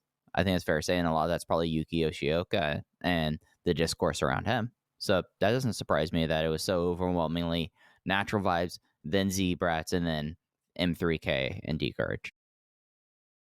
Yeah, I don't think I agree with that statement that it's a weak unit battlefield, because we all agree Natural Vibes is great. I think most people agree Z-Brats is great. I think Z-Brats is almost underrated historically at this point, just through a year of Z-Brats. What a phenomenal heal unit. Gold Class has been rough, but Gold Class is on fire right now. D-Courage is on fire right now. I personally love the work that M3K does. The blemish is high end, and we're possibly a week away from getting rid of high end, but I actually really like the unit landscape right now. When you talk about 2022, you can't look at Gold Class as a positive unit. I'm sorry. They spent more time being bad than being good. Right. Yeah. That's my point. Yes, absolutely. And I have made written and verbal mea culpas about Benkei's personality. I'm with you all on that, but that's only a sixth of the year. There are some dreadful, and we talked about them on the show at the time, there are some dreadful Gold Class versus high-end main events on these shows in May, June, and July. Just lifeless. Dire. Just, oh God, just no good whatsoever. Mm-hmm. D-Courage is interesting because they have had so much singles success. Vibes works because it's, Vibes tags, Vibes trios, Vibes 8-mans. And D-Courage has had a lot of that. I mean, the specific trio of Kakuta, Daya, and Yoshioka is a guaranteed great match almost every time they go out there. But Yoshioka's had great singles matches. Daya's had great singles matches. Kakuta's had some sneaky great singles matches, mainly on the YouTube uploads. It's a team. They don't feel like a cohesive unit the way that Natural Vibes or Z-Brats does, and that is why they got the edge there. But there's 3 units in there, and then again, I love the work that M3K is doing. I think this was a positive year for units overall. Yeah, I mean, how good's the heal unit? Z-Brats is great. Like I always say, that's your real barometer. Yeah, absolutely. And Z-Brats has been great. I look forward to seeing what they're going to do in the new year. I have 2 predictions coming up that I'm very much excited to share. But before we get to that, Mike, a few more categories here, including Show of the Year. What was your second place vote? All right, so if my votes for Rookie of the Year threw you off, Case, my Show of the Year votes are going to throw you off too. So are you going to do the Dragon produce show? No, but it's going to sound like this until I give my argument. Okay. So we close out the segment and we'll give our top matches of the year. When I did that, I don't keep a spreadsheet. I have my notebook for notes for when we talk about it on the show, and then sadly, then I need to have something to look at all my notebook matches. So I plugged in all my notebook matches for the year, Case. And it comes out to, I had 77 matches ranked at above 4 stars or better. I cut it off there. But when I went down this list, Case, you know what date? There were 2 dates that had 3 4-star matches on them. Was one of them either March 5th or March 6th? No. That was third. The Champion Gate was third. As I've gone throughout gone back and looked at the year, I just have to note the Champion Gate shows this year were awesome. Oh yeah, no, 3-5 was my last elimination, Case. 3-5 because I had it just came out that way that one of the both of those shows that had 3 4-stars or better matches ended up being on my list. My first one, my show of the year, The Gate of Destiny, November 6th. Yeah, like best big show, just tremendous stuff here. But the thing is that my number 2, if I'm going with that strategy, is the Ultimo 35th anniversary show on July 30th. So what were your matches above 4 stars on that show? My matches above 4 stars on that show. So this is, again, July 30th. It was the Brave Gate match, Dragon Dai and Hyo 4 1/4, Kai versus Yuki Yoshioka 4 1/4, then Shun Monte versus Kung Fu Masters at 5. That's right. You like that Dai Hyo match I really way more than everybody. That makes sense. No argument for me there. So Gate of Destiny was your show of the year? Yes. Okay, that was my show of the year as well. That was the consensus pick. That is going to finish with 22 overall points, with Dangerous Gate finishing 2nd, Dead or Alive finishing 3rd, and then votes for the Kness Final Show, Final Gate, the December 6th Korakuen Hall show, and my 2nd place vote, which received 1 other vote, so I guess this would technically finish in 4th place, the first King of Gate show, May 11th in Korakuen Hall.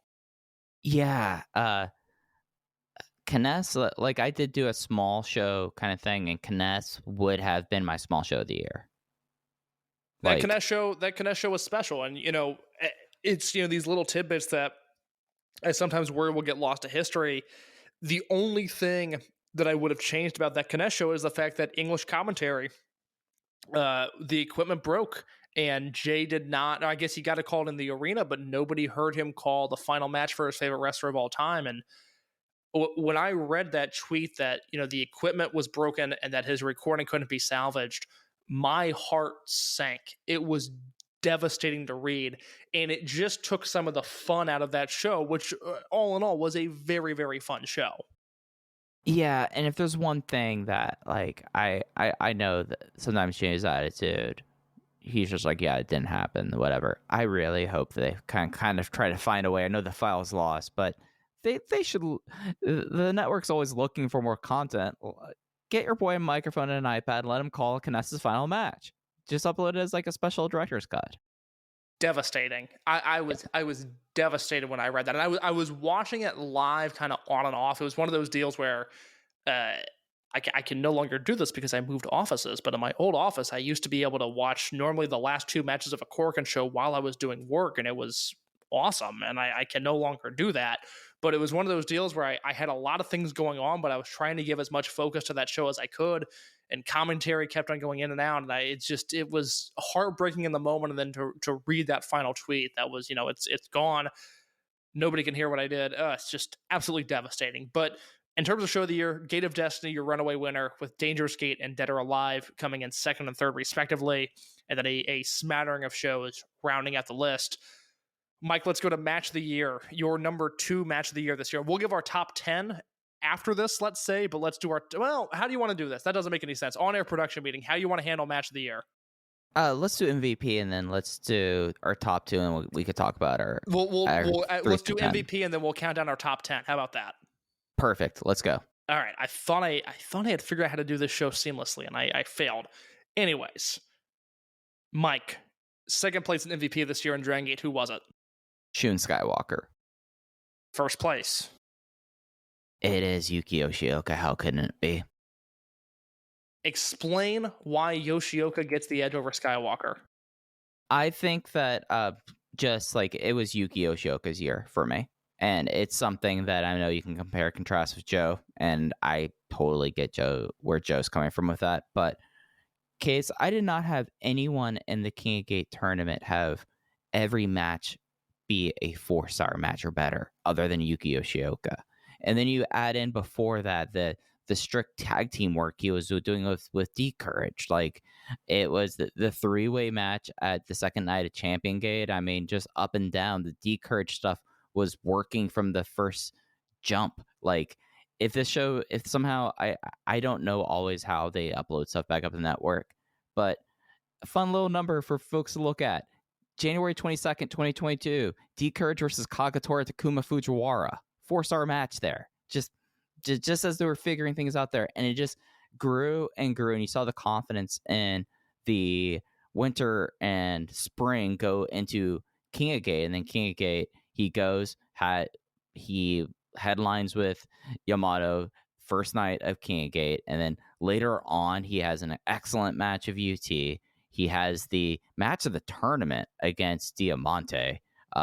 Then you move onwards for the semifinal against Shun Skywalker, 4 flat, and then the good Kota Minoura match happened there, and I know I was a little bit higher there. And then him as champion, as we've been chronicling every week since September, business is up, fans are coming back, and it's to a position now that as much as our as personal taste is like taken out there, like subjectively, this was a 1-horse race, and it had to be Yuki Yoshioka. That I'm interested in seeing people's arguments for someone else as the Dragongate MVP, because I think it's such a slam dunk that it's really seeing who has the second most, who gets the most second place votes and picks up the spares to get second place overall. It has to be Yuki Yoshioka.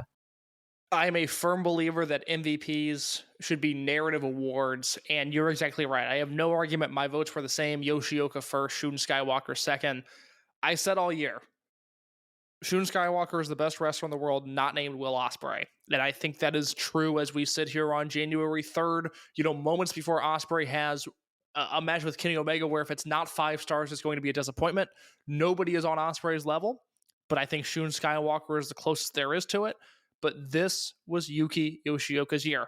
I referenced an article that I'm writing for Voices of Wrestling right now, and it opens with, just the sheer fact that the first 2 Korakuen Hall shows of 2022, Dragongate made it very clear. This year is going to revolve around Yuki Yoshioka, and it's going to revolve around Dragon Dia.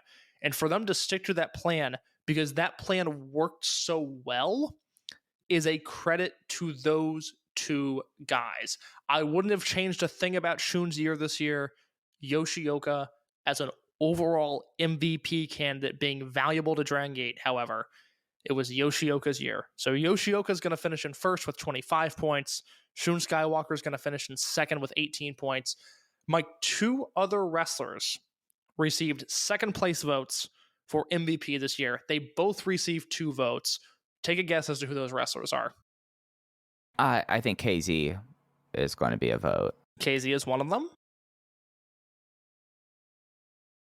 You see, I entertained in my mind an argument for Kai for second place, but it was going to be Shun Skywalker. But I was thinking, who else could have been if Shun Skywalker was not in the company? It would have had to have been Kai. So, wonder if someone else thought that way too. So Kai. No, I love where your head is at, but KZ received 2 second place votes, and Minorita received 2 second place votes. Your thoughts on that? I think that I would love to see their justification. I and I don't mean that negatively whatsoever. I think that there probably is a argument to be made that the term most valuable player definitely applies to Minorita in the back half of the year. So yeah, no, I could see it. I would like to know if that justification was theirs. The thing with KZ, and it goes back to the narrative argument, I had 17 KZ matches this year at 4 stars or higher, which is the same as Yoshioka. On a global scale, it is the same as Shun Skywalker. I had 16 Skywalker matches in Dragongate, and then the Dragon Lee match from Mexico at 4 stars or higher. This is even more impressive than Jackie Funky Kamei or Diamante or Dragon Dia, who I want to talk about in just a second. This was just not KZ's year, and I talked about this a few different times of Natural Vibes as a unit was so good between Kamei and Jason, and everybody knows what I think of Jason, and then UT and Strong Machine J coming in, and then Shimizu had a sneaky great year. Again, I shouted from the rooftops when Shimizu was on. He is one of the best wrestlers in the world, and that is a term that is thrown around too often. But Shimizu does so many little things that I adore, and his big matches. I've got a handful of Shimizu matches at 4.5 stars and a big one at 4.25 as well. He is a big match guy. Natural Vibes altogether were so good that it kind of stole KZ's thunder this year. I think 6 months removed, when we're in June, I'm going to have a hard time remembering what KZ did this year, and it's because he was out of the spotlight for most of it, which is a weird thing to say as he just recently held 3 titles. But it's just KZ was in a very bizarre predicament this year where he was great, but the narrative did not support him. He got edged out by Skywalker and by Yoshioka, obviously. I struggled with listing just 2. I almost wanted to give a tie to second place because I do think Dragon Dia deserves to be in the conversation. And if it wasn't for Yoshioka finishing his year as strongly as he did with the Mochizuki match and the Ben K match, I think there would have been an argument that if we're looking at Dragongate from an in-ring perspective this year, forget drawing, forget main events, forget being a figurehead, just from an in-ring perspective, Skywalker was the best wrestler, and up until December, I think Dragon Dia was right behind him. And I have accepted the fact that I am just higher on Dragon Dia than most people are, but this was a year where he really lived up to the potential of that Dragon name. He was a brilliant singles wrestler, he was a brilliant tag wrestler, he was a brilliant trios wrestler. This was the best year of his career. To me, he was a top 10 wrestler in the world this year. If we were doing our stock up, stock down category we did last year, my overall stock up was just D-Courage. like when I look at my spreadsheet and with it, like Yoshioka is the person that has the most appearances on it, but Dia is in the conversation right behind him. And it's something that if only Madoka Kakuta just immediately came in as the secret weapon, it's D-Courage, and we had 7 months of him as that, then... 7 months of D-Courage Kakuta is something that I really wish would have happened, and not 3 months of aimless just filling out cards and then him and D-Courage. I completely agree. Let's do that real quick. I did not put this in the Discord poll, but Mike, your stock up, stock down winners and losers of Dragongate in 2022, who are they? So stock up, as I said, D-Courage. All 3 of them. I mean, you go from Dia, who was the 3rd generation dragon and probably had the ceiling that was kind of imposed by his size and by his mask, to being someone that I can't discount the idea that he could be a future Dreamgate champion. Madoka Kakuta was someone that was not necessarily figuring into any future plans, and now he was in the ring for the first time in 4 years against Shingo Takagi and was part of the most important match. Case, as I said many times, that'll be in his B-roll for the rest of his career. And then Yuki Yoshioka. Enough said. What was your stock up? My stock up was Strong Machine J, just because this year he really proved to me that he belongs in this promotion. I'm no longer worried about his long-term future. Now, do I think his future holds a Dreamgate Championship? No, I do not. But I also don't think his future holds embarrassing opening match wrestler who can't hang with the rest of the roster. He is worthy of whatever big spot he gets in the future. Yeah, no, it's something where... And by the way, sorry to cut you off, to go on another victory lap, I called that one too. For sure. SMJ, it's something that, more often it felt like 8 months ago that's like, well, we'll see how things are kind of go. Maybe he'll get some momentum there. And it was just something that, Casey, you're the one person who held that stock to the moon. So, of course, you have this. Stock down. My secondary stock down, and kind of unfair, but he is the person within the Dragon system who has the biggest stock down. Keisuke Okuda. Yeah. Oh, that's fair. In my head, did you have somebody else that you want to talk about in this category?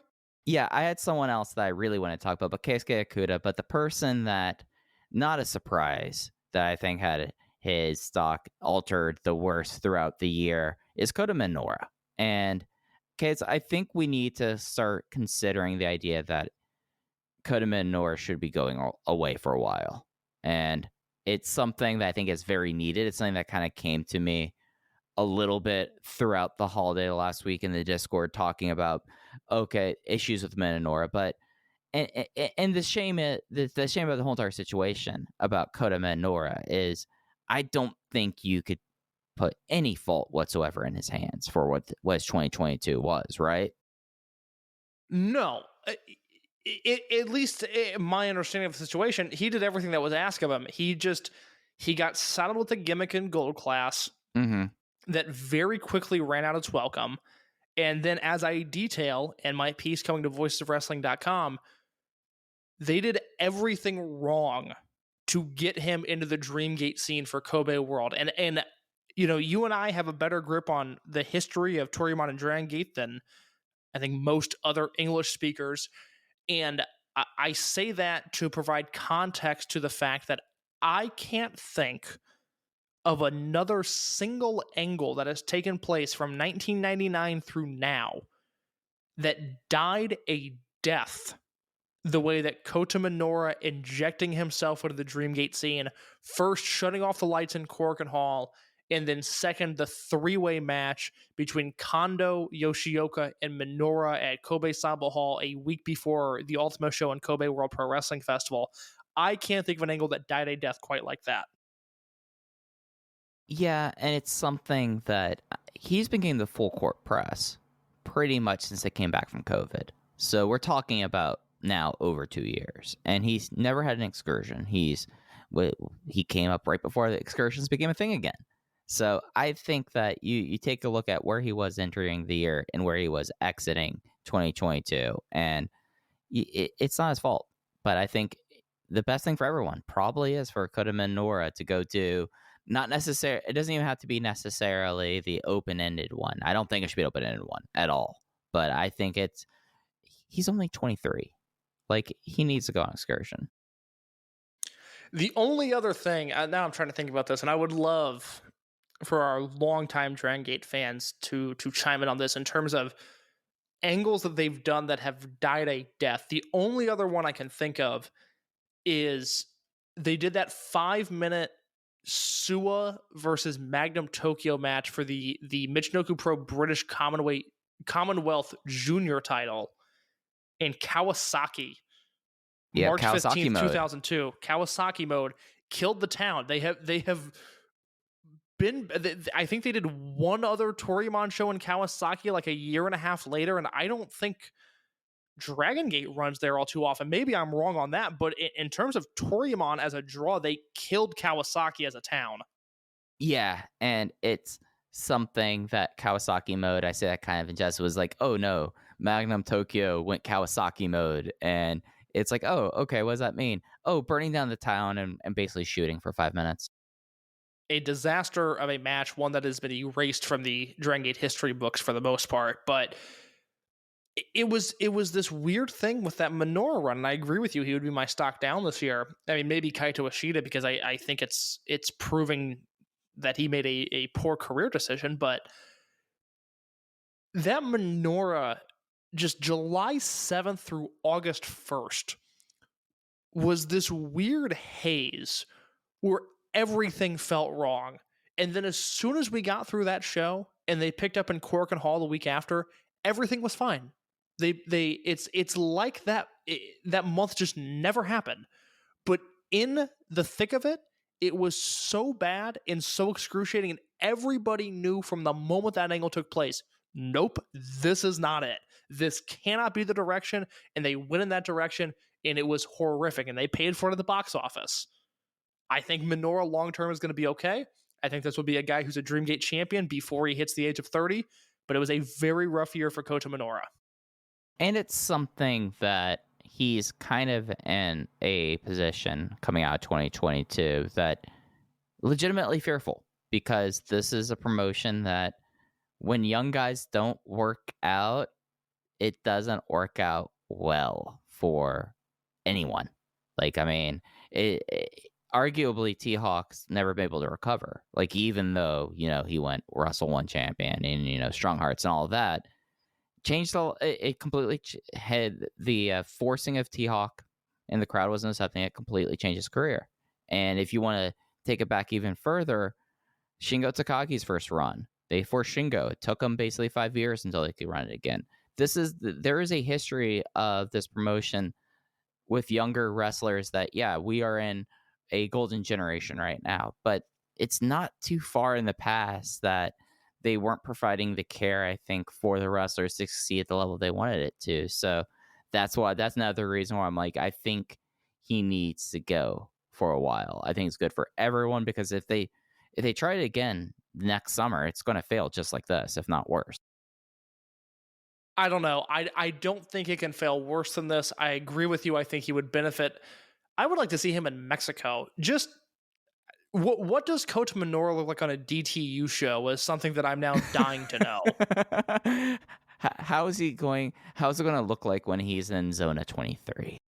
Because Minoura can fucking work. I mean, that has always been my point with him.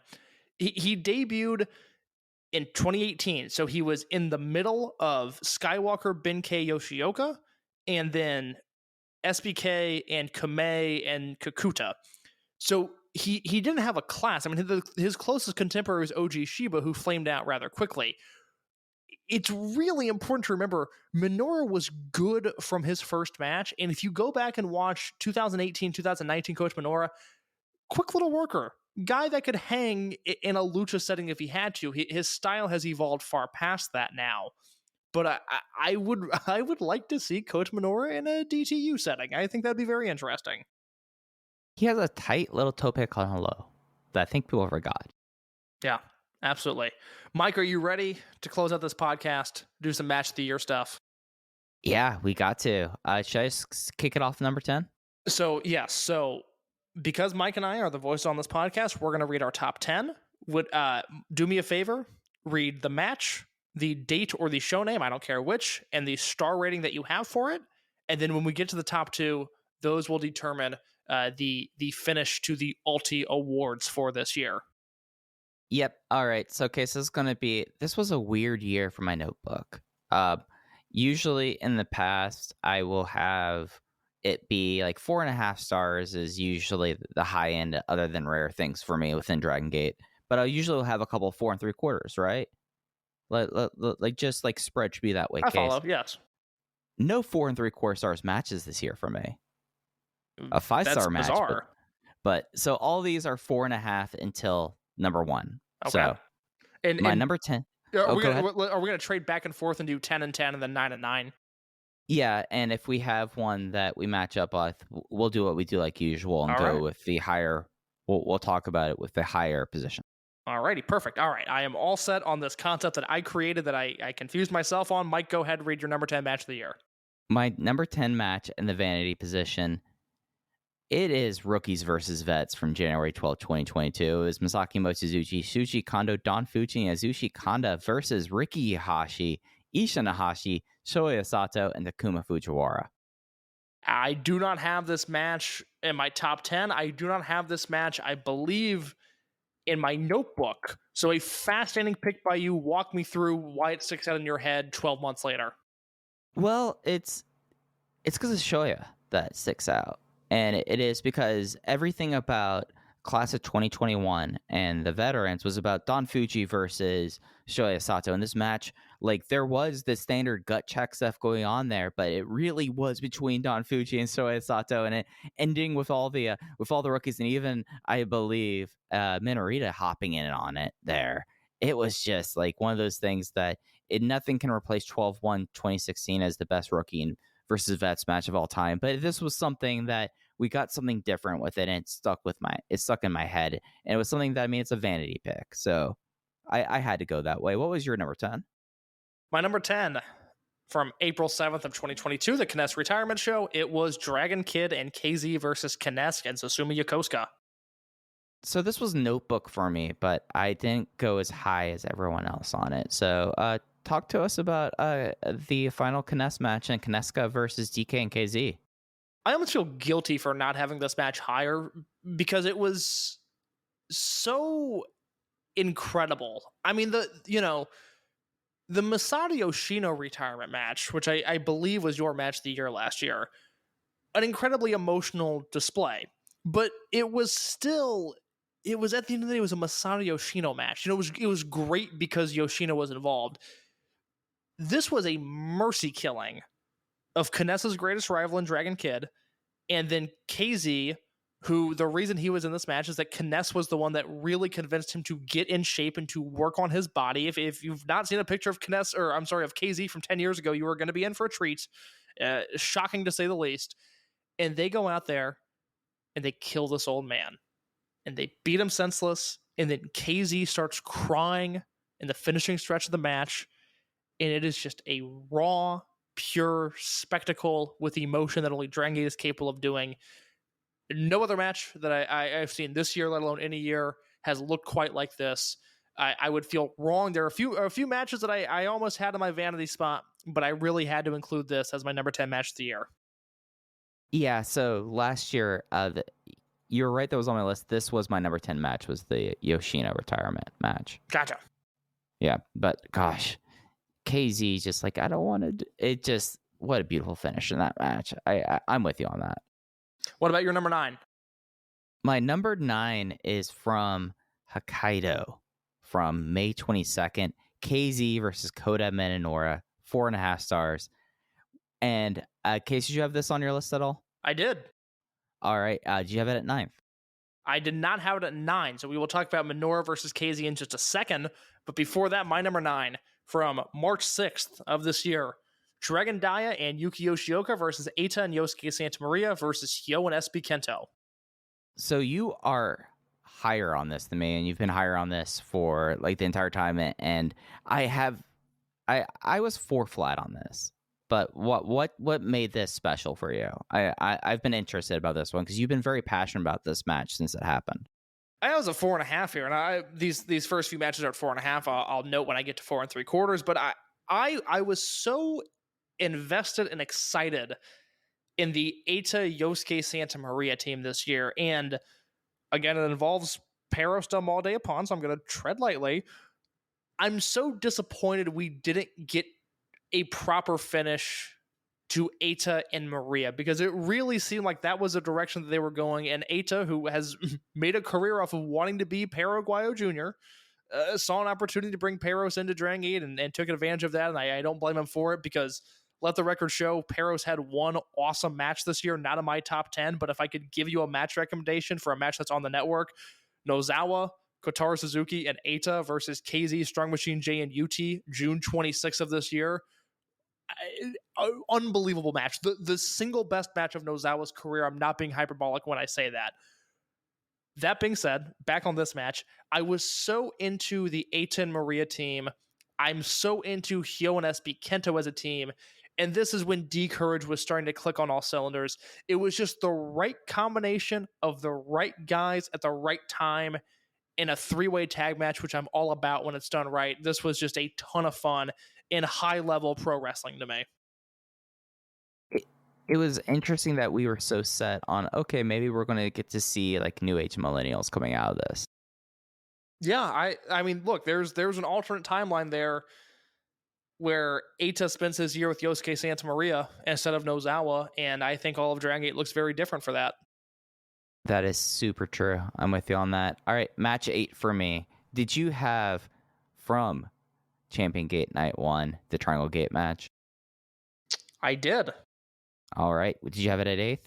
I did not. At number 8, I had a match that I have a feeling you had much higher on your list. May 29th of this year, 4.5 stars for me, Diamante versus Yuki Yoshioka. Yep, that's higher up on my list. All right. What is your match? What is this, number 6? 7. My match 7 is from Christmas Day, Yuki Yoshioka versus Benkei. This was my number 11. Just missed the cut for me. Where are you at with this match? It's something where I love this Dreamgate run. This Dreamgate run is for how much like Yamato stuff did not work for me. This is that for me, for like the big Yamato fans out there, that everything about his charisma works for you. Yamato's never been that way for me as a face, at least his second face run. But this Yoshioka storyline where he is facing the former champion, he's conquering the ghosts of the past, and each time he's getting better and better versus the hottest man in the company. And it just was something that I went back after we recorded and rewatched this match to see if it resonated with me the way it did. And it held up. It's something that I thought that like class of 2016 is the best match these two guys have had together. And they've been on opposite sides of a lot of stuff, but I was glad now in retrospect that they got to have this Mochizuki Dojo / class of 2016 war finally happen. Very well put. I could not agree more. Mike, my number 7 is a match that you had on your list already. It's time we talk about, for May 22nd of this year, a match we both had at 4.5 stars, Coach Minoura versus KZ. What did you like about it? Well, first off, they're in Hokkaido. They're in the hometown. And this was like one of the few matches where it felt like a hometown match. And then like these two guys, their chemistry between the two of them has been phenomenal. But like the idea of KZ is like the hometown hero, and like Kota Minoura, not full-blown insane yet, but it was already kind of trending that way, not taking it that well. It's a simple formula. Sometimes the simple formula works best for me. I completely agree. Hokkaido loves themselves some KZ. Like you said, even in a clap crowd environment, it felt like KZ had hometown support here. This was a fitting rematch of their brilliant King of Gate finals from last year. This match was absolutely terrific. The finishing stretch in particular has kind of replayed in my head all year. I can visualize this match very easily. And for that, it is my number 7 match of the year. Sweet stuff. My match 6 was for the Brave Gate from 3-5, Dragon Dia versus Takuma Fujiwara. This was my number 6 as well. All right. Let's talk about the Absolute Boy. This match, I'm trying to think, did I watch these shows live? I think I did. I watched these shows live. And I just, this match opens up the weekend, turned out to be a great weekend of shows. This is the first thing that's there. It's free on YouTube. I feel like I've linked this match 1,000 times over the last year. This is when it went from, Fujiwara's a Rookie of the Year favorite. He's very advanced for his experience level. He's going to be something in the future, to holy fucking shit, Takuma Fujiwara. I didn't expect him to have a 4.5 star title match in him 4 months into his career. And outside of one minor blemish in this match, which they recovered on immediately, this was flawless. This was, the type of match that you would expect a Dragon Kid and a Dragon Dia to have, or a Coach Minoura and a Dragon Dia to have, just in terms of skill level and experience level and polish. And it was with Takuma Fujiwara 4 months into his career. This will go down as my personal favorite match of the year, and will likely be my vanity pick for the overall Voices of Wrestling match of the year poll. Yeah, it's just this match is on YouTube still, I think, right? Like, yes, it's up there. Yeah, and it is something to see this work out in a way that you have two guys with a combined 40 months of wrestling experience. Because it's not like Dia is this huge like veteran at this point. He debuted in 2017. 2018. So 2018. So we're not even talking 40 months. We're talking potentially 30. It was November of 2018, and he missed. He's probably missed probably 8 months of his career due to injury. We're talking about two guys with less than 5 years of experience combined. Right. So you have this, and they go out there, and what, weirdly enough, this kind of reminded me of in a way? What was that? It reminded me of Dragon Kid versus Pac in a way. And they had one really high profile singles match? They did. I mean, they had during Pac's original run, yeah. I mean, he came back. Okay. Were you talking about I forgot about the Dead or Alive match. Is that the one you were referencing? No, I was referring to the earlier one. I was just clarifying. Gotcha. Yeah, and it was something where both of them were working face at that time. Or it was Dragon Kid as Blood Warriors, but he never worked heel ever. So the most insane thing was let's have Dragon Kid be a heel in a heel versus babyface war. That sounds great. But it reminded me a lot of that when I was rewatching it. Absolutely. That's a very good comp. I hadn't thought about that, but I think you're right there. Let's go to our top 5. Mike, your number 5. My number 5 is a 3-way trios match. Natural Vibes, KZ, Shimizu, and Jackie Funky Kame. Z-Brats, Hulk Shun Diamante versus Gold Class Minoura, Benkei, and Minorita. This was from November 9th, and I was 4.5 stars on it. And it just was really... Casey, did you have this match? No, I did not. This was one that it found its way moving up my list the longer I went. And at a certain point, I was like, no, the matches ahead of this, I think, are much better, even though they're just... I probably should have made some of these matches 4 3/4. Now I'm really kind of looking at this. But it just was something that it was really cool to see in a match where you had Kamei and Minorita, people that really have not wrestled the multi-team style, come in and flow. And you had all the stuff happening with like newly gold class Benkei. And I think out of the trio combinations, this is my favorite Natural Vibes trio. And I just thought they went out there and killed it for 20 minutes in Corkin. I'm very glad you mentioned this match, because although it would have not finished in my top 10, so we didn't miss anything there, I did not have this match listed in my spreadsheet, despite the fact that I gave it 4.5 stars in my review. So thank you very much for helping me remember that. And see, it's moving up even your list right now. It's going on the list, which is a delightful surprise. More ammo in the tank of Shun Skywalker being a great wrestler this year. A 4.5 star match that I did not have listed. I'm kicking myself for that. This was awesome. I remember this very vividly. I love when Dragongate does this style of match, and bad job out of me for not having this in my records. This would have come in handy for SFM 50, but nevertheless, I move on to my number 5. A match I don't know if you had listed or not. May 29th, my King of Gate match of the year, KZ versus Shun Skywalker. Match 11. Wow. Yeah, look, these guys don't have bad matches. I believe the running total now is 4.5 stars for Kobe World 2019, 4.75 stars for Kobe World 2021, 4.75 stars for King of Gate this year, and then 4.25 on their December 6th main event. This was the first time that we got KZ as a babyface versus Shun as a heel, which was a really exciting dynamic. And, look, we talked about it earlier. Two guys that don't have bad matches, two guys that were arguably better than even Yoshioka in the ring this year. There's no bad combination of their matches, and this one in front of a hot Osaka clap crowd, which sounds like an oxymoron, but I stand by it. Just tremendous stuff. This was my first 4.75 match on the list. Yeah, it just was like my hardest cut here. And when we talk about that May 29th Osaka show, my number 4 match, which might be higher for you, but we're getting to the point where I'm starting to wonder, it is the King of Gate quarterfinals, Yuki Yoshioka versus Diamante. Now, this was my number 8, so you have the floor here. Talk about it.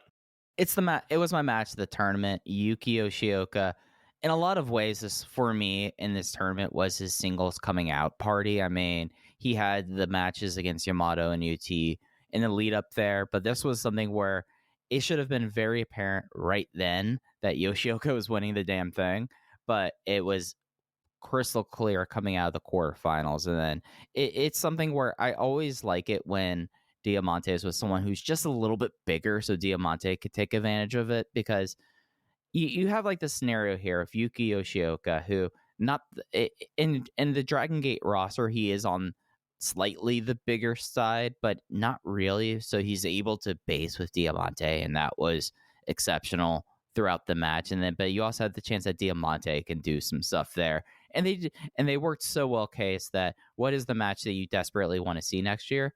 It's this match. Yes, Diamante versus Yoshioka for the Dreamgate. Yep. Yeah. My number 4, a match that you had listed already. Kaito Ishida, Coach Minoura, and Naruki Doi versus Jackie Funky Kamei, KZ, and UT from March 5th. I went 4.75 on this. It was my number 4 match of the year. Since you had it higher, I had this one at 8. I was also at 4.75. What had it drive so high on your list? A perfect Dragongate match, in my opinion. I mean, this was vintage, old school Dragongate. When people think of Dragongate, they think of the trios match. Whether that is still an accurate representation of the company or not, that's what they think of. This is one I could. If your knowledge of Dragongate was Blood Generation versus Do Fixer from 2006, I could show you this and you would go, yep, that makes sense. I expect their history is 20 years of these type of matches. And I would go, well, they kind of abandoned it a while ago. But this was when I was so bullish on Gold Class. And I was like, God, this Ishida, Minoura, Doi trio was working. And then it was a big Natural Vibes match that they don't miss. This is an interesting moment in time right before the wheels fell off of Gold Class 1.0, and Natural Vibes, great as always. Remember, it was during that stretch where Gold Class was undefeated, completely undefeated. No one had an answer for it, and it felt like that they were going to take on the world then. I remember we had Jay on right before the Kness retirement show, and I was like, so Gold Class is connecting with everybody, right? And he's like, no, I see problems ahead. And boy, oh boy, was he correct in that. Yeah, but before 30 days later. Yeah, no, it was. I was a little too bullish on Gold Class in the beginning, and I was quickly course corrected on that. Yep, that was true. All right, this is going to be a heartbreaker, I feel like, for the Ulties here for my third place vote. Top 3, here we go. Your number 3 pick. If this bounces this one out of the top 2, then sorry, you should have known this if you've listened to me at all over the last 3 months. My number 3 match was from December 6th. It was the Open the Dreamgate match between Yuki Yoshioka and Misaki Mochizuki. All right, this was my number 3 as well. I will say, before we talk about the match, this will have no impact on the final placement of the Ulti votes. I will go through the point system in just a second, but don't worry, this match is safe. Okay, interesting. I would. There was a part of me that was like, I'm much higher on the match that I was number 2 on than I was on this one. So it's interesting. I don't think my number 2 is on your list, and I think we've talked about all of the matches that we've shared up to this point. So I have no idea what your number 2 is. I mean, it's gonna be very obvious, like in 2 minutes. But okay. Yuki Yoshioka versus Misaki Mochizuki. It's Misaki Mochizuki, perhaps one of the greatest big match wrestlers of all time. Yuki Yoshioka is more than up to the challenge. Just the whole counter wrestling aspect with it here. It's not my favorite Mochizuki title match, but it was one that was in the lineage of and didn't let down the reputation. I completely agree. It was everything that you would want this match to be. Completely lived up to the expectation. One of the best shows of the year and one of the best main events of the year. My number 2 match case, Yuki Yoshioka versus Eita from Dangerous Gate on September 19th. A match I did not have in my top 10. But as soon as I started saying Yuki Yoshioka versus, you're like, oh, it's Eita, right? It could have been the Yamato match. I mean, that's the beautiful thing with Yoshioka. There are a lot of options there. Yeah, but for me, a Yamato match, I was 4 1/4 on that. I was down on that one in comparison to the rest. I just think that this was the most astute and faithful way to interpret the idea of a traveling champion versus a babyface local in 2022. But like they found a way to make it feel like you're watching Flair going in, and I remember I forget who assigned me this match a couple of years ago during the Secret Santa, but I got a Ric Flair Coco Beware title match from Mid-South. Go watch it if you've never seen it. It's on YouTube. Go watch Flair versus Coco Beware. Your Dragongate podcast is recommending that match to you. Yeah, and I referenced that because that was a match that it was Coco very young, and it was basically the whole entire pursuit of the match was Ric Flair getting this crowd to believe that Coco Beware could be the NWA World's Heavyweight Champion. Like that was the thing here. And then this match took that idea and completely flip-flopped it on, oh God, this young champion is completely being destroyed by like this global power who just in a 23-minute match, if we're doing a scorecard there, he would have been ahead 10-7 going into the last 5 minutes of the match. But then he pulled out there. I just think it was one of the best pieces of storytelling in wrestling that I've seen in the last like decade. I think it was phenomenal. I understand that this is a match that is my special match. This is a match that will get the longer caption in the match of the year category because I can guarantee I'm highest on this match than maybe anyone else who would vote for this thing. I think that this match was absolutely brilliant. It just got put back up on the network. If you've heard me talk about it and the idea about this match intrigues you and maybe didn't work for you the first time, try watching it back with that thought in your head. And I think your experience of the match will be vastly different. I will let you know, in terms of the Ulty Awards, you were the only person to vote for this match. Yep, I know it. My number 2, I am one of 2 people to vote for this match, which will end up having it finish in 3rd place. My number 2 match of the year, 4 3/4 stars from May 5th of this year, Kai versus Susumu Yokosuka. I cannot fathom telling 2018 Case a number of things about my life, but number 1 with a bullet, Kai is going to be Open the Dreamgate champion. Everything is going to be okay. And he's going to have a 4 3/4 star Dreamgate title defense versus Susumu Yokosuka. The lengths that Kai has made as a wrestler over the last 4 years cannot be understated. It all came to a head in this match. This incredibly emotional, thrilling, epic in the truest sense of the word, main event world title match for a prestigious heavyweight championship. This had everything going for it. These two guys, Susumu Yokosuka, one of the 25 best wrestlers of all time, and fucking Kai, did everything in their power to have a great match, and they succeeded. This was phenomenal. This was emotional. This stuck in my head all year. This will be a top 10 match for me worldwide this year. I am one of 2 people in the Ulty Awards that think this is the number 2 match of the year. And I adore this match. I have not rewatched it. I have no desire to. It's stuck in my head in exactly the way that I want it. And I will choose to hold on to that memory for a very long time. I love it. I like that we completely went in opposite directions this year. That's fun. That's fun. Well, did we go in opposite directions for our match of the year? No, and I'm willing to guess that this was almost by acclamation the Ulti winner. I believe you are correct. Jackie Funky Kamei and Jason Lee versus Diamante and Shun Skywalker from July 30th of this year. I went 5 stars. You went 5 stars. Mike, almost everybody voted this match of the year. There were 2 ballots that did not. Those ballots had Yoshioka versus Mochizuki as number 1, and the tag match as number 2. Every ballot featured this tag match. It is the runaway winner.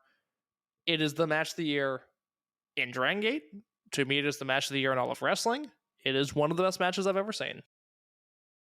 And it's probably the best match ever happened in Kobe World Cannon Hall, too.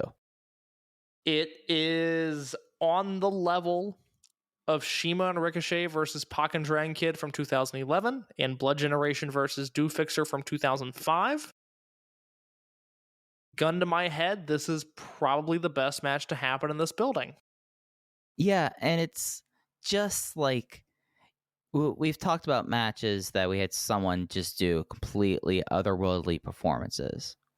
Speaking of Kai and 5/5 2022, we've talked about people taking a tried and true theory of pro wrestling, a framework, and subverting it with Yoshioka versus Eita in September. But this match, they just went out there and said, you know what? We're just going to have the best damn tag match possible. And that's what they did on a show that desperately needed it. And in context and out of context is really when you could tell when something is transcendent. And you watch Ultimo 35 live and you're like, okay, this is a weird show. And then you see this match and you're like, holy crap, I knew they were all excellent, but I didn't expect them to be this good. And then you watch it out of context and you're like, okay, I'm ready. I'm watching this to see my brain get fried. And you sit down and watch it out of context, or you come away with the exact same impression. That's when you know you have a historical match. That's when you know you have something transcendent. I could not agree more. I have nothing more to add. It was a perfect match. Absolutely perfect. High-end, world-class, as good as it gets. Those are the Ulty Awards for this year. I hope everybody was able to follow that. I will not be doing a written version of these for probably about a week or so because I want people to listen to this goddamn episode. But before we go, run down your top 10 from 10 to 1 one more time, please. All right. Number 10 is Mochizuki Kondo Fuji Kanda versus the Hashi, Soya Sato, and Takuma Fujiwara from 1/12/2022. Match 9 was the first round match at King of Gate KZ versus Kota Minoura from Hokkaido, May 25th. Match 3 was KZ, UT, and Jackie Funky Kamei versus Doi Ishida and Minoura for the Triangle Gate at first night of Champion Gate. That's 3/5. Match 7 was Yuki Yoshioka versus Benkei from Christmas Day Final Gate. Match 6 was Dragon Dia versus Takuma Fujiwara from 3/5/2022. Match 5 was three-way six-man tag, KZ, Shimizu, JFK, Natural Vibes versus Hulk, Shun, Diamante, Zebrats versus Minoura, Benkei, Minorita, Gold Class from November 9th. Match 4 was Yuki Yoshioka versus Diamante from Osaka on May 29th. That is a King of Gate quarterfinal match.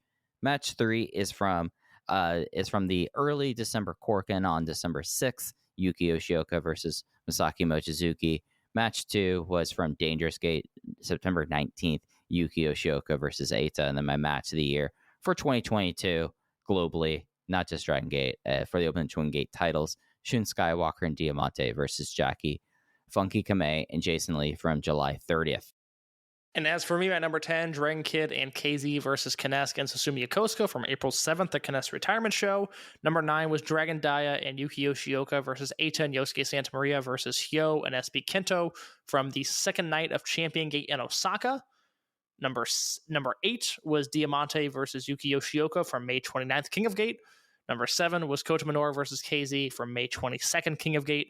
Number 6 was Dragon Daya versus Takuma Fujiwara from the first Champion Gate in Osaka show. Number 5 was KZ versus Shun Skywalker from the May 29th King of Gate show.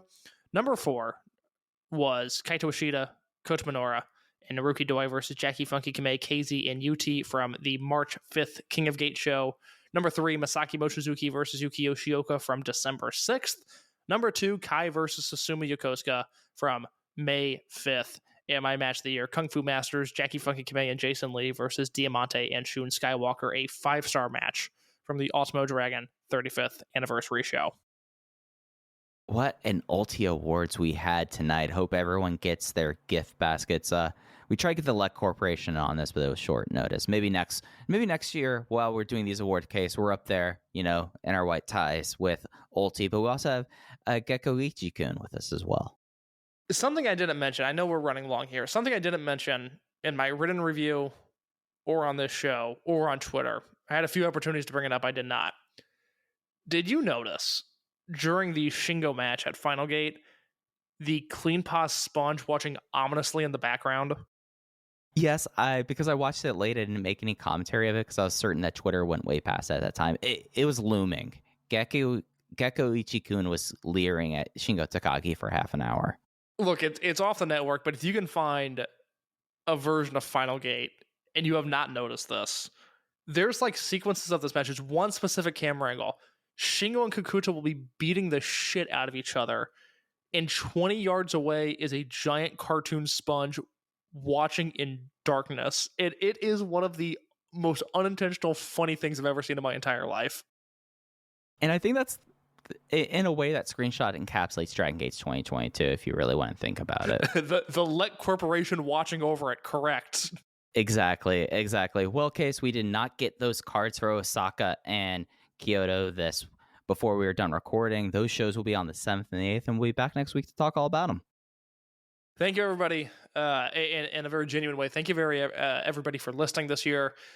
I'm always amazed when I see the amount of people that listen to the show, but please continue to tell people about the show. Continue to hit that donate on the Red Circle page.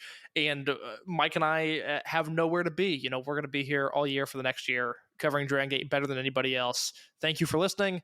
I hope everybody enjoys the written work that we have done for the site this year. And I hope everybody enjoyed the Ulty Awards this year.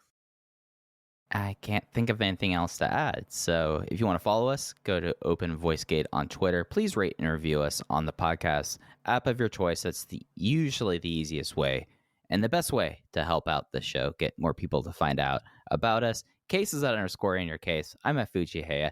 Thanks for listening to Open VoiceGate. We'll be back with you next week, kicking off 2023 in Dragongate. Take care.